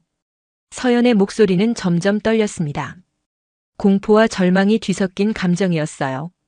두 남성은 서로 눈빛을 주고받더니 잠시 복도로 나갔습니다. 하리는 그 틈을 타서 서연에게 더 자세히 물었어요. 서연 씨, 정확히 무슨 일인지 말해줄 수 있어요? 제가 도울 방법을 찾아볼게요. 언니, 저희 할아버지가 높은 사람이에요. 군에서 아주 높은 자리에 계세요. 부모님은 몇 년 전에 사고로 돌아가셨는데 그 이후로 계속 저를 감시하고 있어요. 감시요? 네. 보호한다는 명목이지만 실제로는 제가 어디 가는지, 누구와 만나는지 모든 걸 보고해요. 학교도 마음대로 못 다니고 친구도 못 만나요. 숨이 막혀서 견딜 수가 없어요. 서연의 이야기를 들으며 하리는 상황의 심각성을 깨달았습니다. 단순한 가정 문제가 아니라 권력과 얽힌 복잡한 사안인 것 같았어요. 그래서 오늘 그런 선택을 하려고 했던 거군요. 네. 더 이상 견딜 수 없었어요. 죽는 게 나을 것 같았어요. 그때 복도에서 발걸음 소리가 들렸습니다. 검은 정장 남성들이 다시 돌아오고 있었어요. 하리는 재빨리 서연에게 속삭였습니다. 걱정하지 마세요. 제가 방법을 찾아볼게요. 일단 오늘 밤은 제가 여기 있을게요. 정말요? 고마워요. 언니가 아니었다면 정말 어떻게 됐을지 몰라요. 검은 정장 남성들이 병실로 들어왔습니다. 이번엔 무전기를 들고 있었어요. 상부에 보고 완료됐습니다. 내일 아침에 안전한 곳으로 이송할 예정입니다. 환자 이송은 의사의 판단이 우선입니다. 아직 관찰이 필요한 상태예요. 하린이 단호하게 말했습니다. 의료진과 협의해서 처리하겠습니다. 하지만 보안상 외부인의 접근은 제한됩니다. 키 큰 남성이 냉정하게 답했어요. 밤이 깊어갈수록 병실 분위기는 점점 무거워졌습니다. 복도에는 계속 검은 정장 남성들이 서성이고 있었어요. 마치 서연을 감시하는 것처럼 말이죠. 하리는 모니터실에서 CCTV 화면을 확인했습니다. 복도를 천천히 왕복하는 검은 정장들의 동선이 선명하게 찍혀 있었어요. 보호라는 이름의 감시가 시작된 것 같았습니다. 이상하네. 환자 보호라기보다는 감시에 가까워 보이는데. 하리는 혼잣말을 중얼거렸습니다. 간호부 사관으로서 많은 환자들을 돌봐왔지만 이런 상황은 처음이었어요. 창가에 선 서연은 밤하늘을 바라보며 입술을 떨고 있었습니다. 그리고 작은 목소리로 하린에게 말했어요. 언니, 저 좀 지켜줄 수 있어요? 정말 무서워요. 또 그 감옥 같은 곳으로 돌아가야 한다고 생각하니까 견딜 수가 없어요. 괜찮아요. 제가 여기 있을게요. 그리고 방법을 찾아볼게요. 하리는 서연을 안심시켰지만 마음 한편으로는 불안했습니다. 이 일이 생각보다 훨씬 복잡하고 위험할 수도 있겠다는 생각이 들었거든요. 바람 소리에 스산해진 병실에서 보호라는 이름의 통제가 점점 목을 조여오고 있었습니다. 환자는 우리 관할이다. 즉시 인계하라. 안 돼요. 절대 보낼 수 없어요. 명령에 불복종하는 거냐? 간호부 사관. 환자 보호가 제 의무입니다. 언니, 제발 저를 보내지 말아주세요. 다음 날 아침 6시 용산 군병원 앞 주차장에 검은 SUV 4대가 일렬로 늘어서 있었습니다. 차량마다 특수전 사령부 표식이 선명하게 붙어 있었어요. 평소 한적했던 병원 앞이 갑자기 삼엄한 분위기로 바뀌었습니다. 하리는 야간 근무를 마치고 병실을 나서다가 창밖 광경을 보고 깜짝 놀랐어요. 무슨 일인지 알아보려고 로비로 내려가는데 병원 입구로 군복을 입은 남성들이 들어오고 있었습니다. 맨 앞에 선 사람은 대령 계급장을 단 중년 남성이었어요. 키가 크고 어깨가 넓었으며 날카로운 눈빛에서 강한 카리스마가 느껴졌습니다. 뒤따르는 부하들도 모두 특수전 사령부 소속으로 보였어요. 간호부 사관 김아린이 누구냐? 대령이 간호사실에서 큰 소리로 물었습니다. 목소리가 워낙 커서 로비 전체에 울려 퍼졌어요. 저예요. 하린이 다가가며 조심스럽게 답했습니다. 가슴이 두근거렸어요. 이런 고위 장교를 직접 마주하는 것은 처음이었거든요. 나는 특수전 사령부 작전참모 김철수 대령이다. 환자 이서연은 우리 관할이다. 즉시 인계하라. 대령의 말투는 명령조였습니다. 군인에게 명령은 절대적인 것이었어요. 하지만 하리는 쉽게 대답할 수 없었습니다. 대령님, 환자 인계는 의료진의 판단과 환자 동의가 우선입니다. 의료진 판단? 환자는 이미 치료가 완료된 상태다.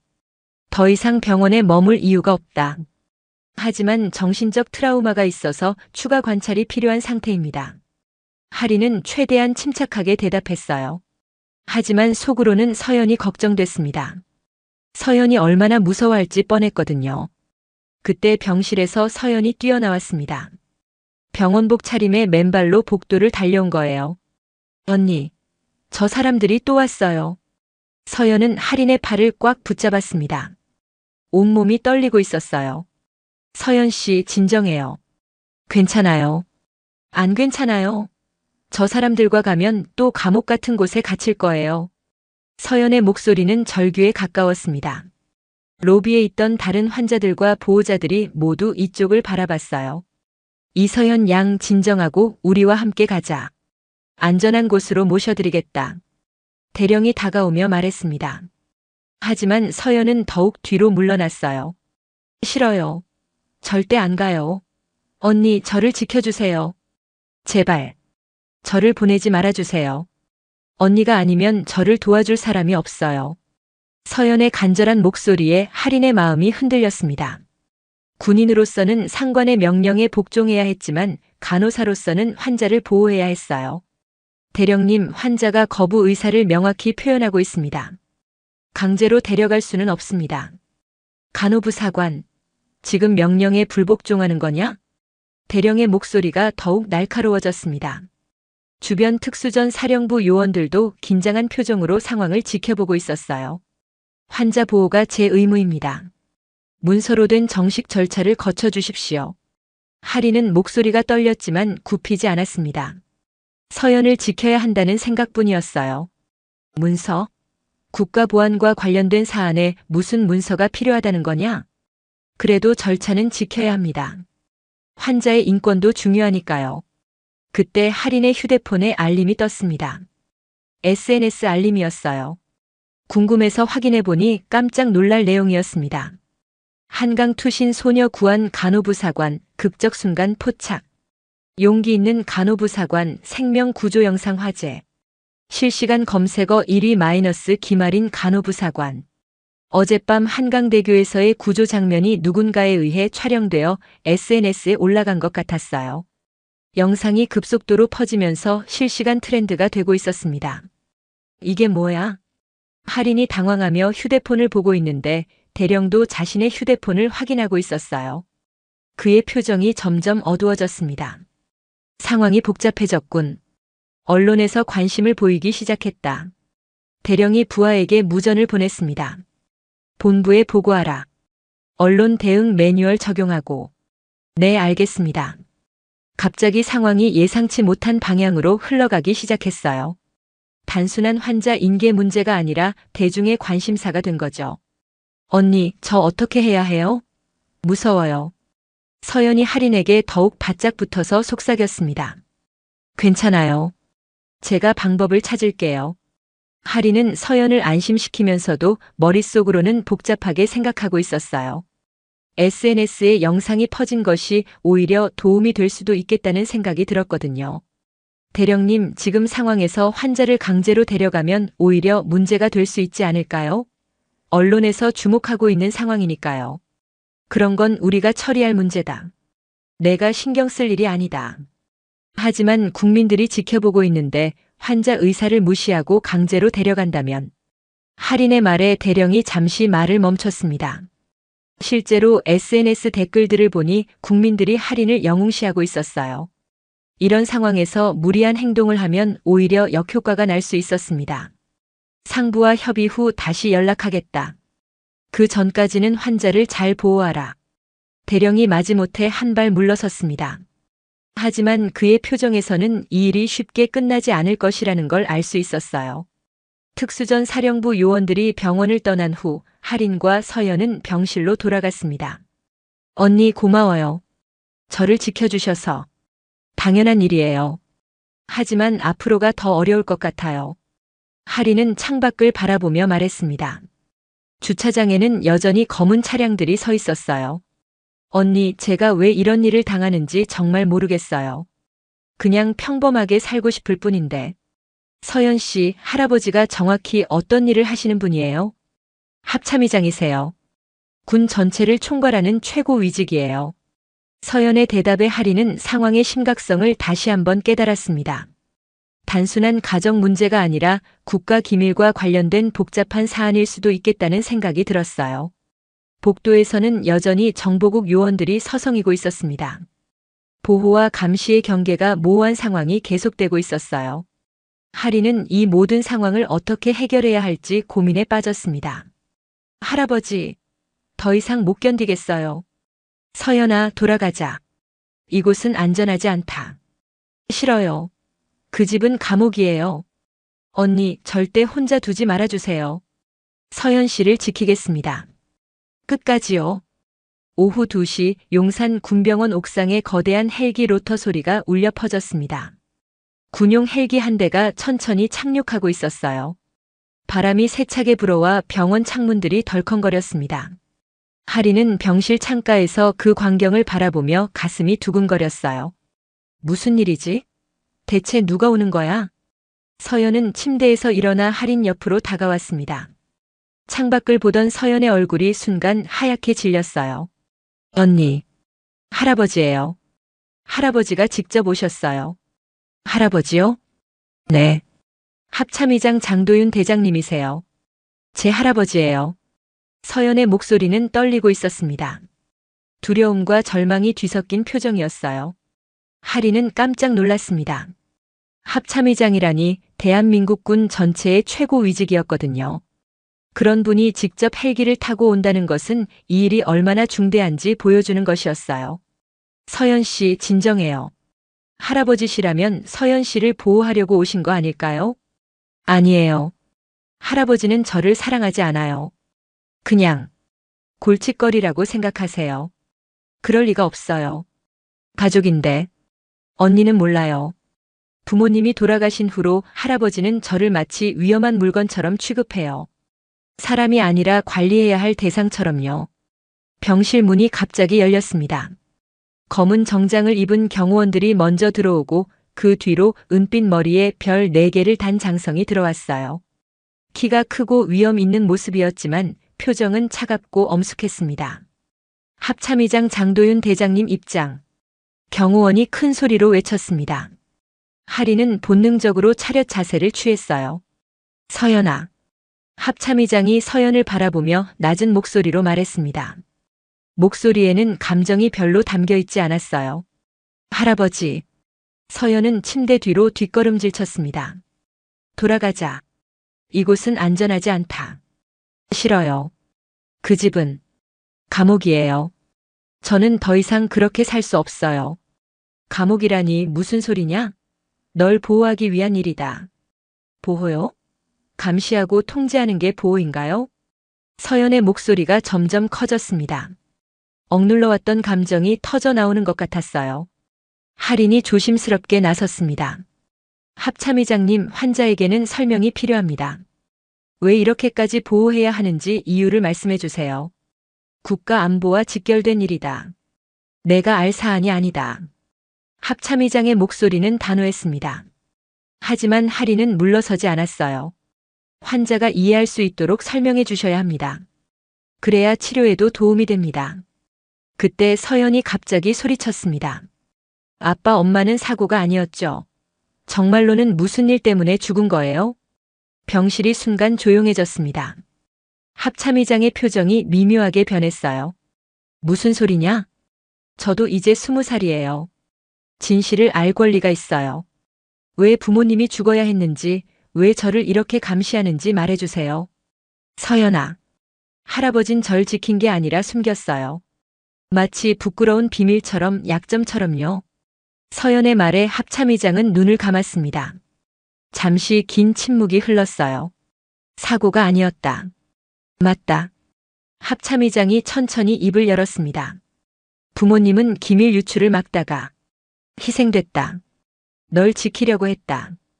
기밀 유출이요? 할인이 놀라며 물었습니다. 군 내부에 스파이가 있었다. 내 아버지가 그 사실을 알게 됐고 제거하려다가. 그래서 부모님이 죽은 거예요? 서연의 목소리는 떨리고 있었습니다. 그렇다. 그래서 널 보호해야 한다. 너도 표적이 될 수 있으니까. 그때 할인이 천장을 올려다봤습니다. 스프링클러 사이에 작은 램프가 깜빡이고 있었어요. 몰래 카메라였습니다. 여길 누군가 보고 있어요. 내부에 누군가 있습니다. 할인이 낮은 목소리로 경고했습니다. 합참의장이 재빨리 천장을 확인했어요. 경호팀, 즉시 보안 점검. 경호원들이 분주하게 움직이기 시작했습니다. 그때 할인의 휴대폰이 진동했습니다.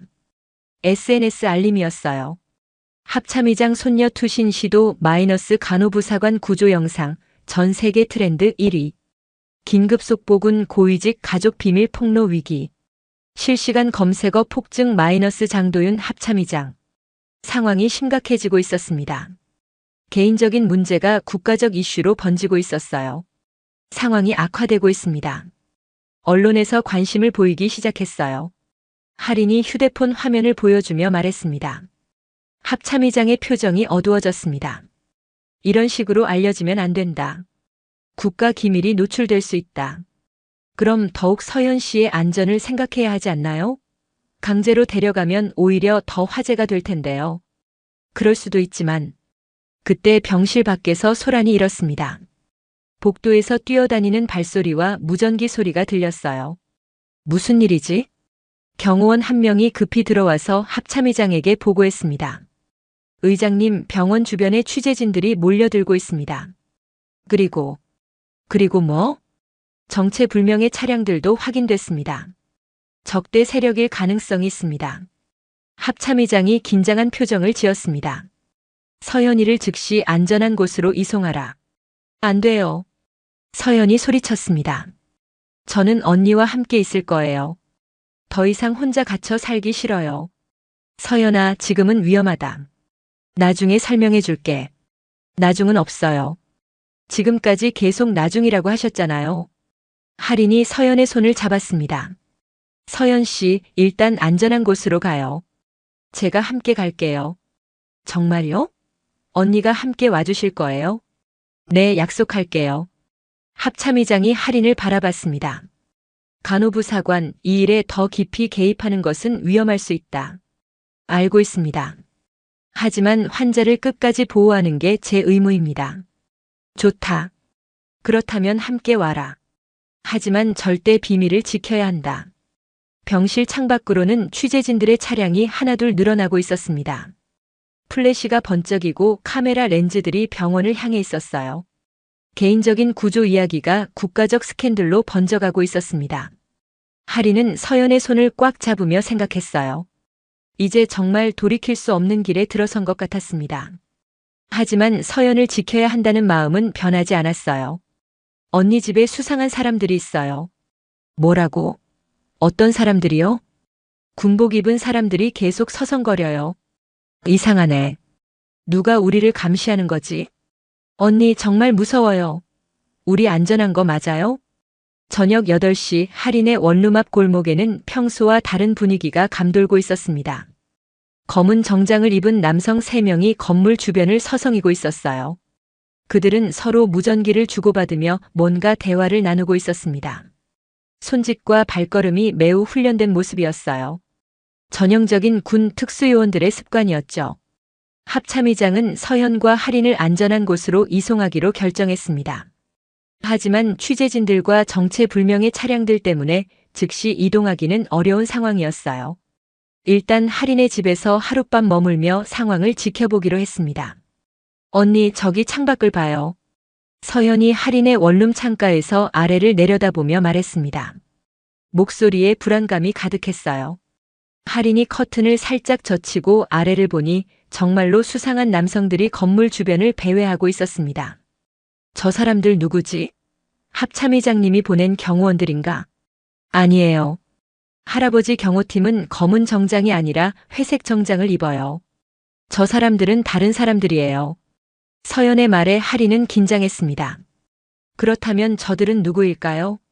할인은 휴대폰으로 합참의장에게 연락했습니다. 의장님, 제 집 주변에 정체불명의 사람들이 있어요. 뭐라고? 즉시 확인해 보겠다. 절대 밖으로 나가지 마라. 합참의장의 목소리는 긴장되어 있었습니다. 한편 병원에서는 또 다른 상황이 벌어지고 있었어요. 할인과 서연이 떠난 후 병실을 수색한 결과 몰래카메라가 여러 개 더 발견됐습니다. 누군가 오랫동안 서연을 감시해왔던 것이었어요. 의장님, 병실에서 추가로 몰래카메라 5개가 더 발견됐습니다. 경호팀장이 합참의장에게 보고했습니다. 5개나? 언제부터 설치됐던 거냐? 최소 며칠 전부터인 것 같습니다.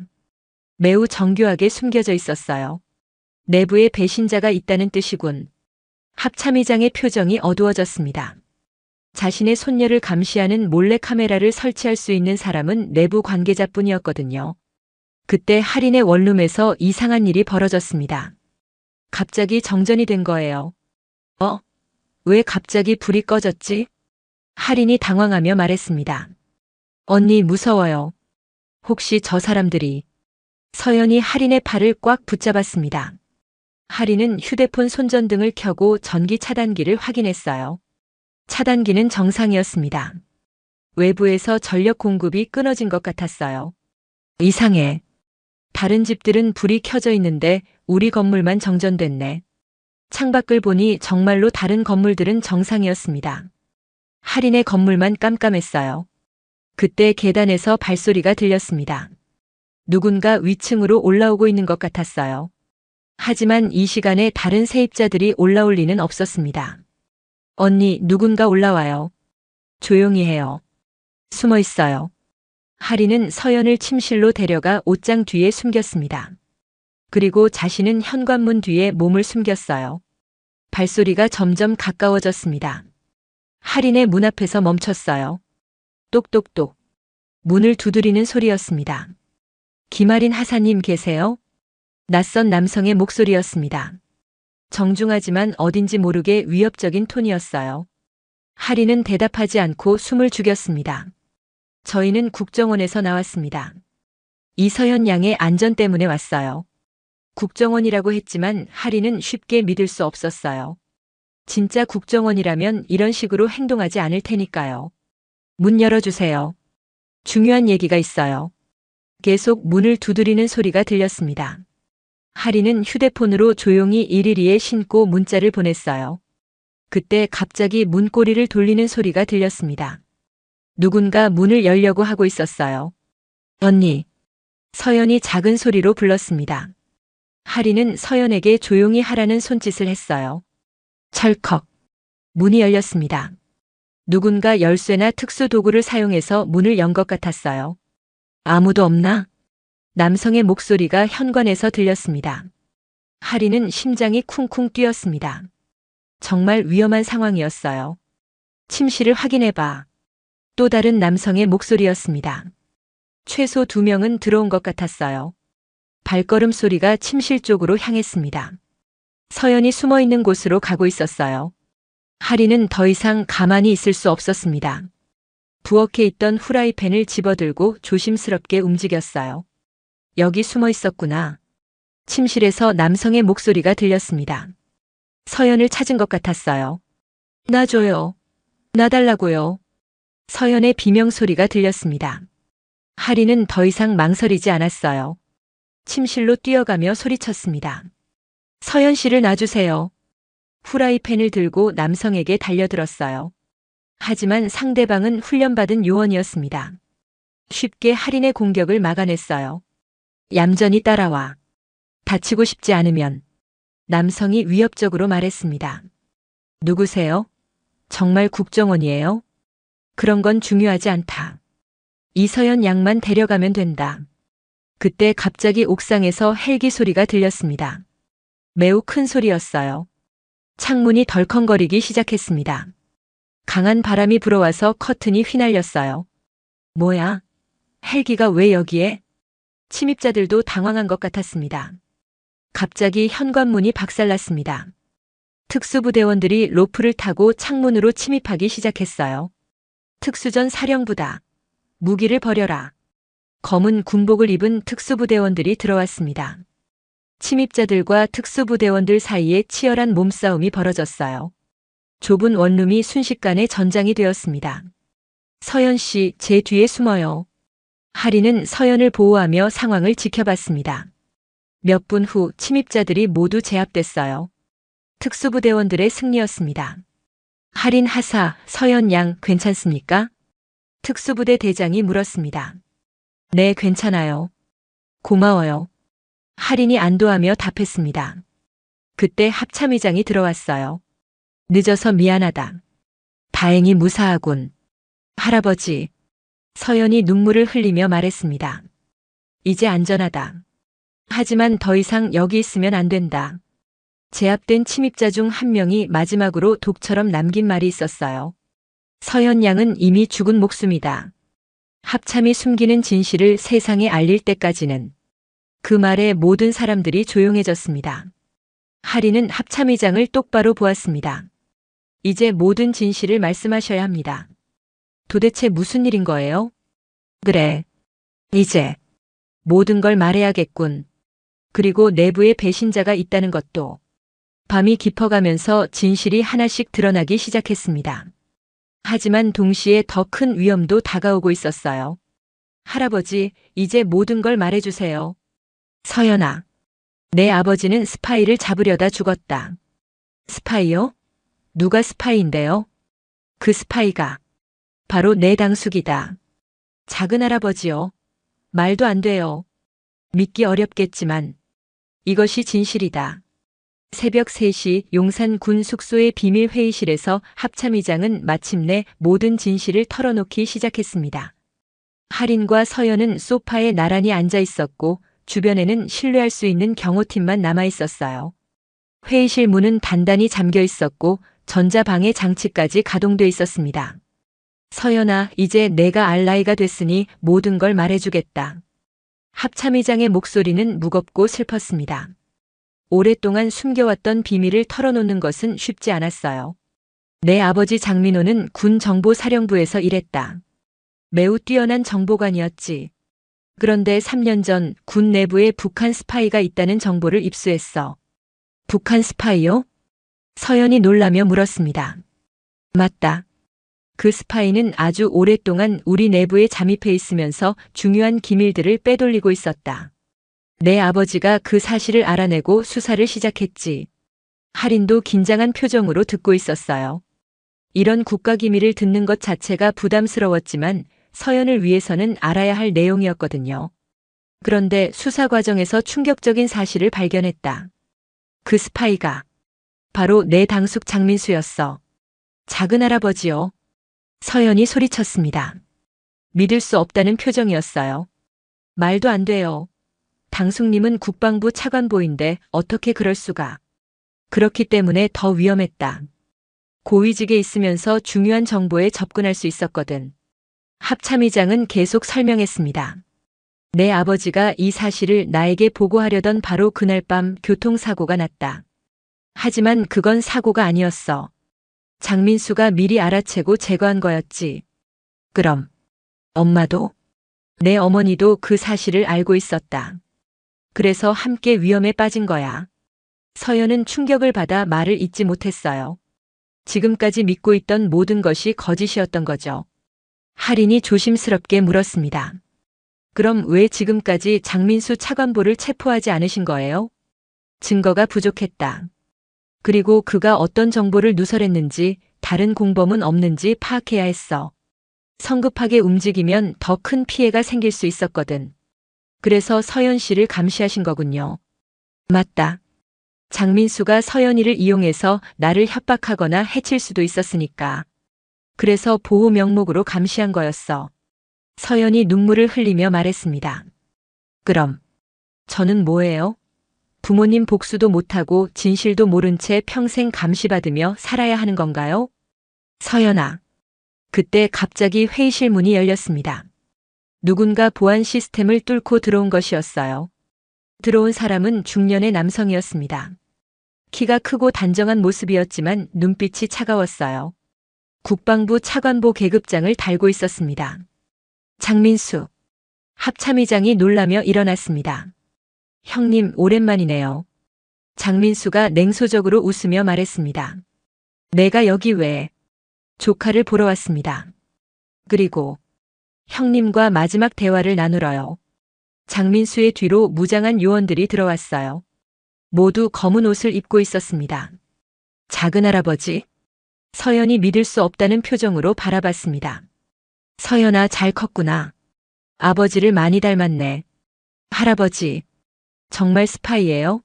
정말 부모님을 죽이신 거예요? 서연의 목소리는 떨리고 있었습니다. 스파이라니 그런 천박한 표현을 쓰지 마라. 나는 통일을 위해 일하는 평화주의자다. 평화주의자라고요? 부모님을 죽여놓고? 너희 아버지가 너무 고지식했어. 시대의 흐름을 읽지 못했지. 장민수의 말에 할인이 분노했습니다. 어떻게 그런 말을 할 수 있어요? 가족을 죽여놓고. 가족? 가족이라면 내 뜻을 이해해줬어야지. 분단된 조국의 아픔을 치유하려는 숭고한 뜻을 말이야. 합참의장이 단호하게 말했습니다. 장민수, 내가 한 일은 배신이다. 나라를 팔아먹은 거야. 나라를 팔았다고요? 형님은 아직도 낡은 사고에 갇혀 있군요. 이제는 평화와 통일의 시대인데 그 평화라는 게 스파이 활동으로 이루어지는 건가? 수단과 방법을 가리지 않아야 합니다. 목적이 정당하면 과정은 문제 없어요. 장민수의 논리에 모든 사람들이 어이없어 했어요. 서연이 울면서 소리쳤습니다. 당숙은 그냥 미친 사람이에요. 부모님을 죽여놓고 무슨 평화라는 거예요. 서연아, 내가 어려서 이해 못하는 건 당연해. 하지만 언젠가는 내 뜻을 알게 될 거야. 절대 이해 안 할 거예요. 당숙 같은 사람은 용서할 수 없어요. 그때 장민수가 권총을 꺼냈습니다. 안타깝지만 오늘로 모든 걸 정리해야겠군요. 경호팀들이 재빨리 무기를 뽑았지만 장민수의 부하들도 준비돼 있었어요. 형님, 서연이를 나에게 넘겨주세요. 그럼 조용히 끝낼게요. 절대 안 된다. 그럼 여기서 모두 죽는 수밖에요. 긴장감이 극도로 고조된 순간이었습니다. 할인이 서연을 보호하며 외쳤습니다. 서연 씨는 아무 잘못이 없어요. 왜 무고한 사람을 해치려 해요? 무고하다고요? 서연이는 내 계획에 방해가 되는 존재예요. 형님을 조종할 수 있는 약점이거든요. 약점이라고요? 서연 씨는 사람이에요.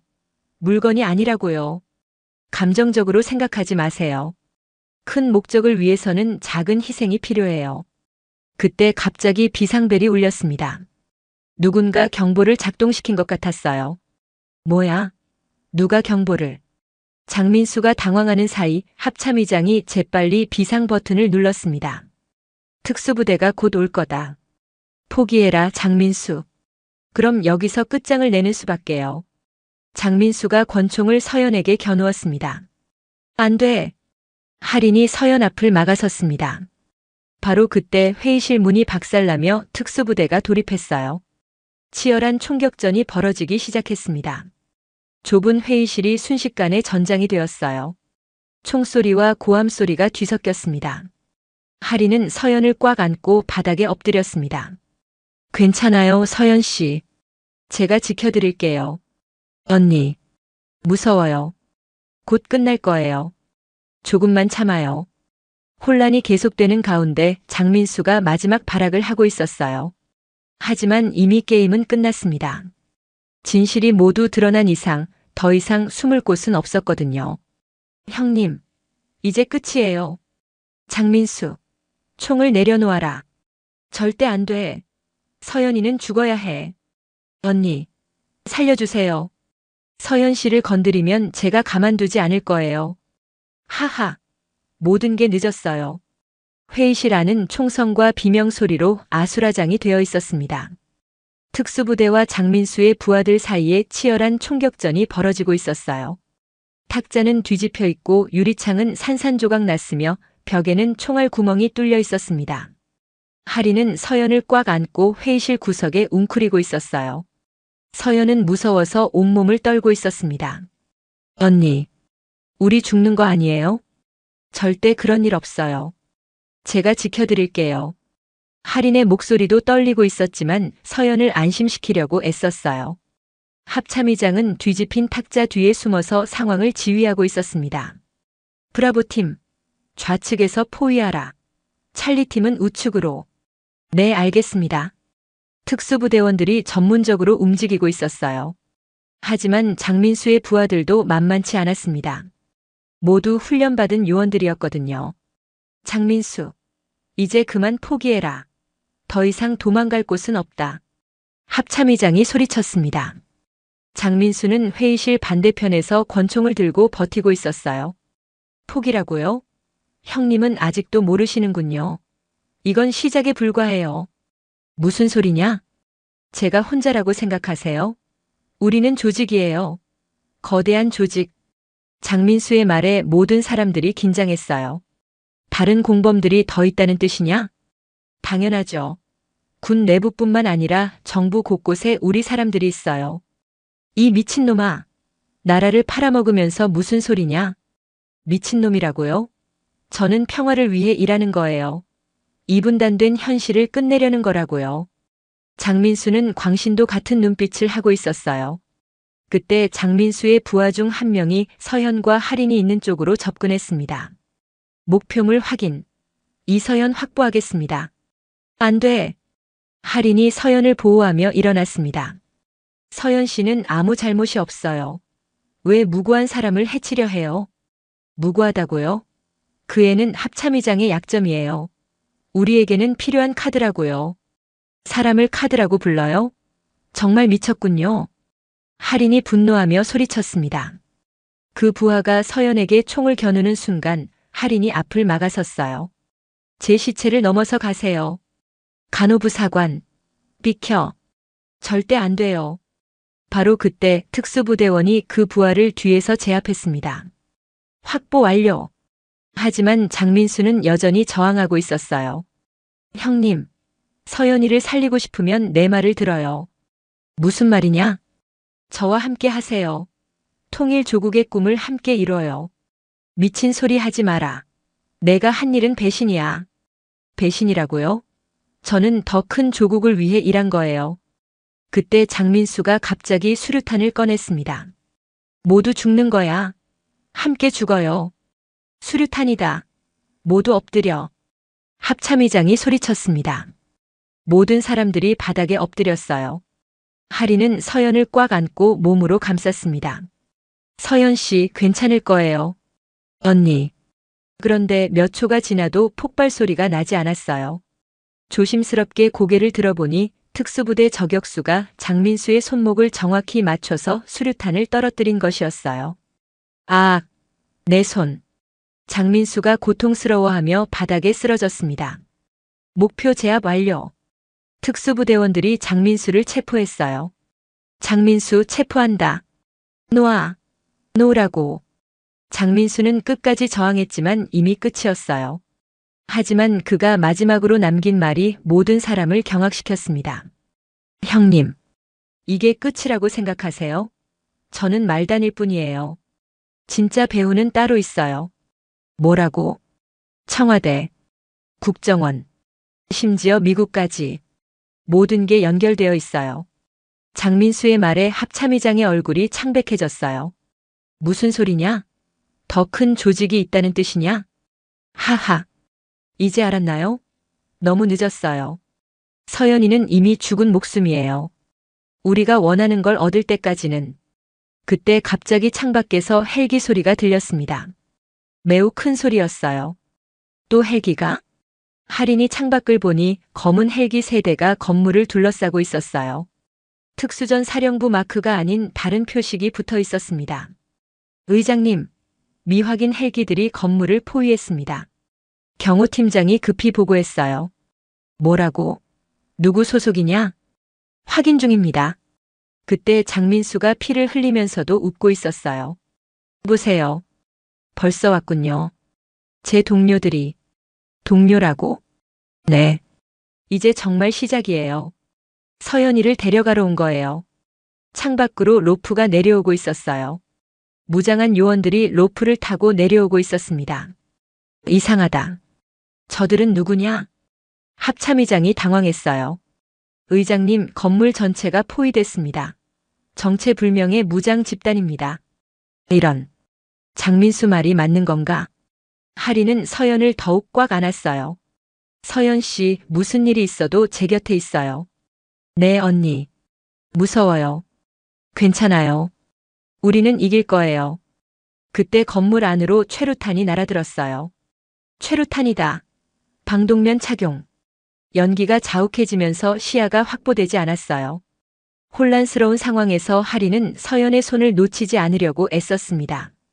서연 씨, 제 손 잡고 있어요. 네, 놓지 않을게요. 연기 속에서 총성이 계속 들렸어요. 새로 침입한 무장 집단과 특수부대 사이에 또 다른 전투가 벌어지고 있었습니다. 이 건물에서 나가야 한다. 합참의장이 결정했어요. 하지만 밖도 위험합니다. 여기 있으면 더 위험하다.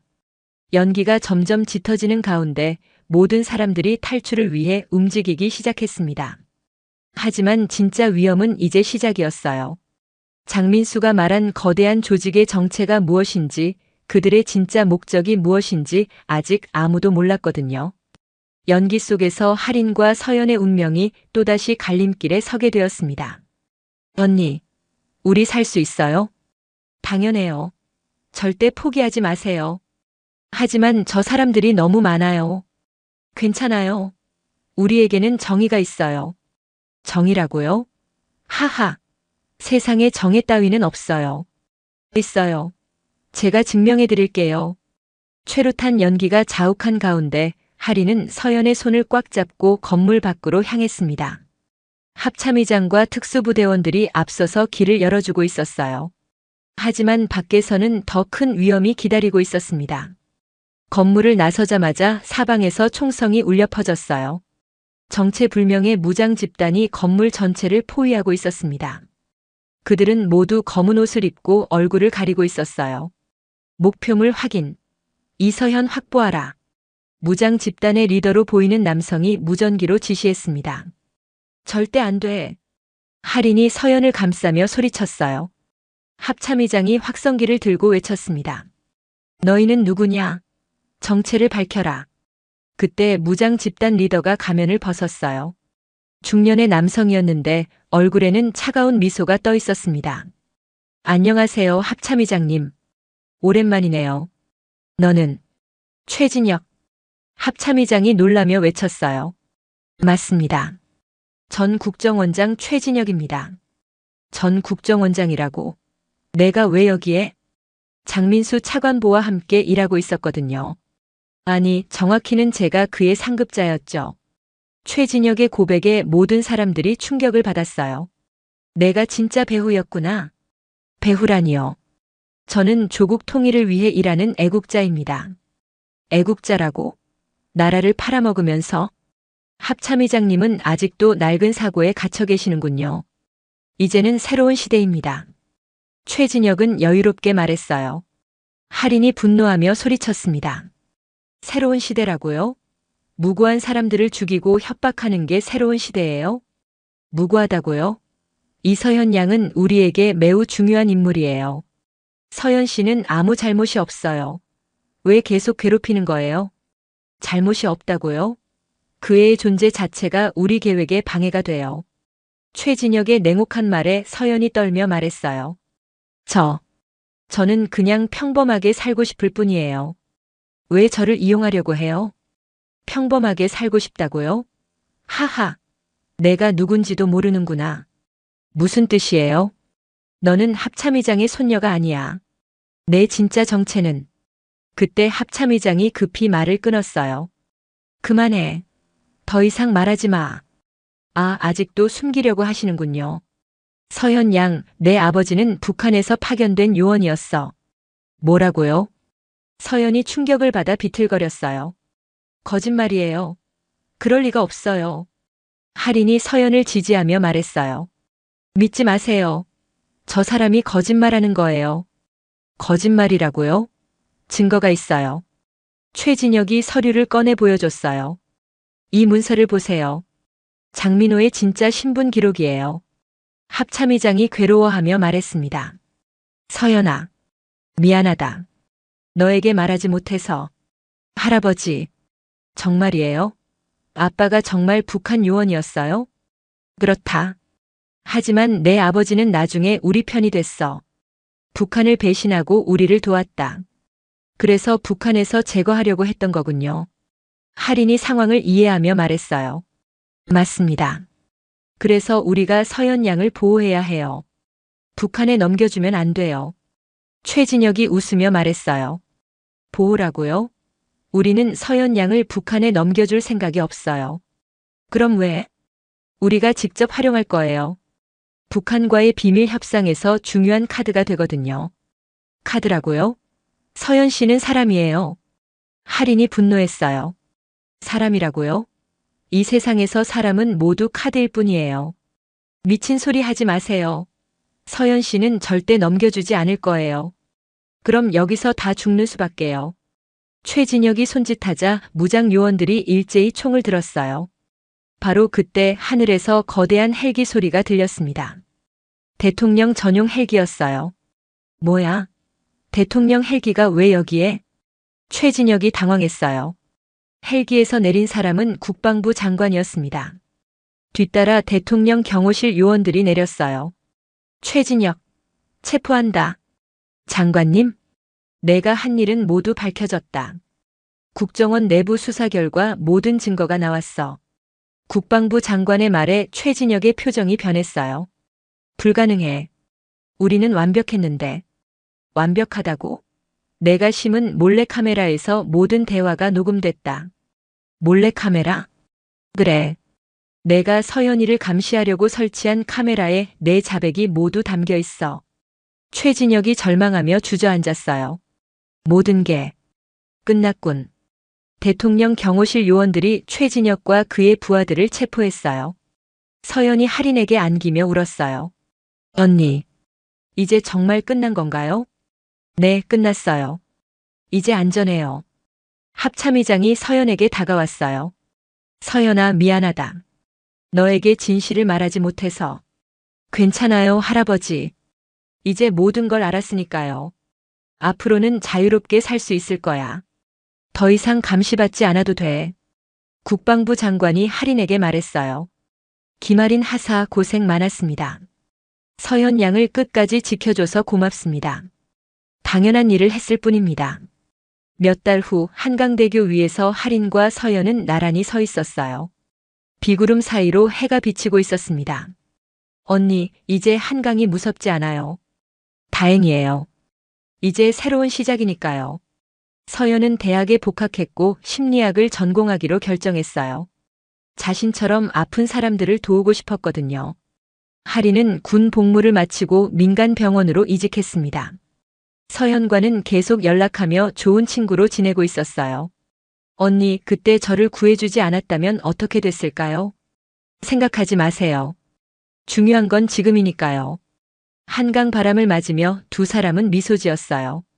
SNS에서는 여전히 국민간호부사관 이야기가 회자되고 있었지만 하리는 조용히 자신의 일상으로 돌아갔습니다. 살려낸 건 한 사람이었지만 바뀐 건 우리 모두의 삶이었어요. 카메라가 멀어지며 난간 위로 봄바람이 불어왔어요. 주황빛 노을에 비친 강물은 오늘도 묵묵히 흘러가고 있었습니다. 진실은 밝혀졌고 악인들은 처벌받았으며 무고한 사람들은 자유를 되찾았어요. 그리고 한강은 변함없이 흘러가고 있었습니다. 오늘 이야기 어떠셨나요? 우리가 스쳐 지나가는 한 사람의 손길이 누군가의 삶 전체를 바꿔놓을 수도 있습니다. 힘든 순간 내 이야기를 들어줄 단 한 사람이 당신의 세상을 지켜줄 수도 있습니다. 권력과 비밀 뒤에 숨겨진 상처는 결국 누군가의 용기로 치유됩니다. 누군가를 지킨다는 건 명령이 아니라 마음에서 비롯되는 선택입니다. 그리고 그 선택이 당신 자신을 구하는 길이 될지도 모릅니다. 오늘의 이야기가 우리에게 묻습니다. 옳은 일과 안전한 길 사이에서 어떤 선택을 할 것인가를? 진정한 영웅은 특별한 능력을 가진 사람이 아니라 어려운 순간에도 인간의 존엄성을 지키려는 평범한 사람들이라는 것을 이 이야기는 우리에게 전해줍니다. 인생은 옆집 사연이었습니다. 감사합니다.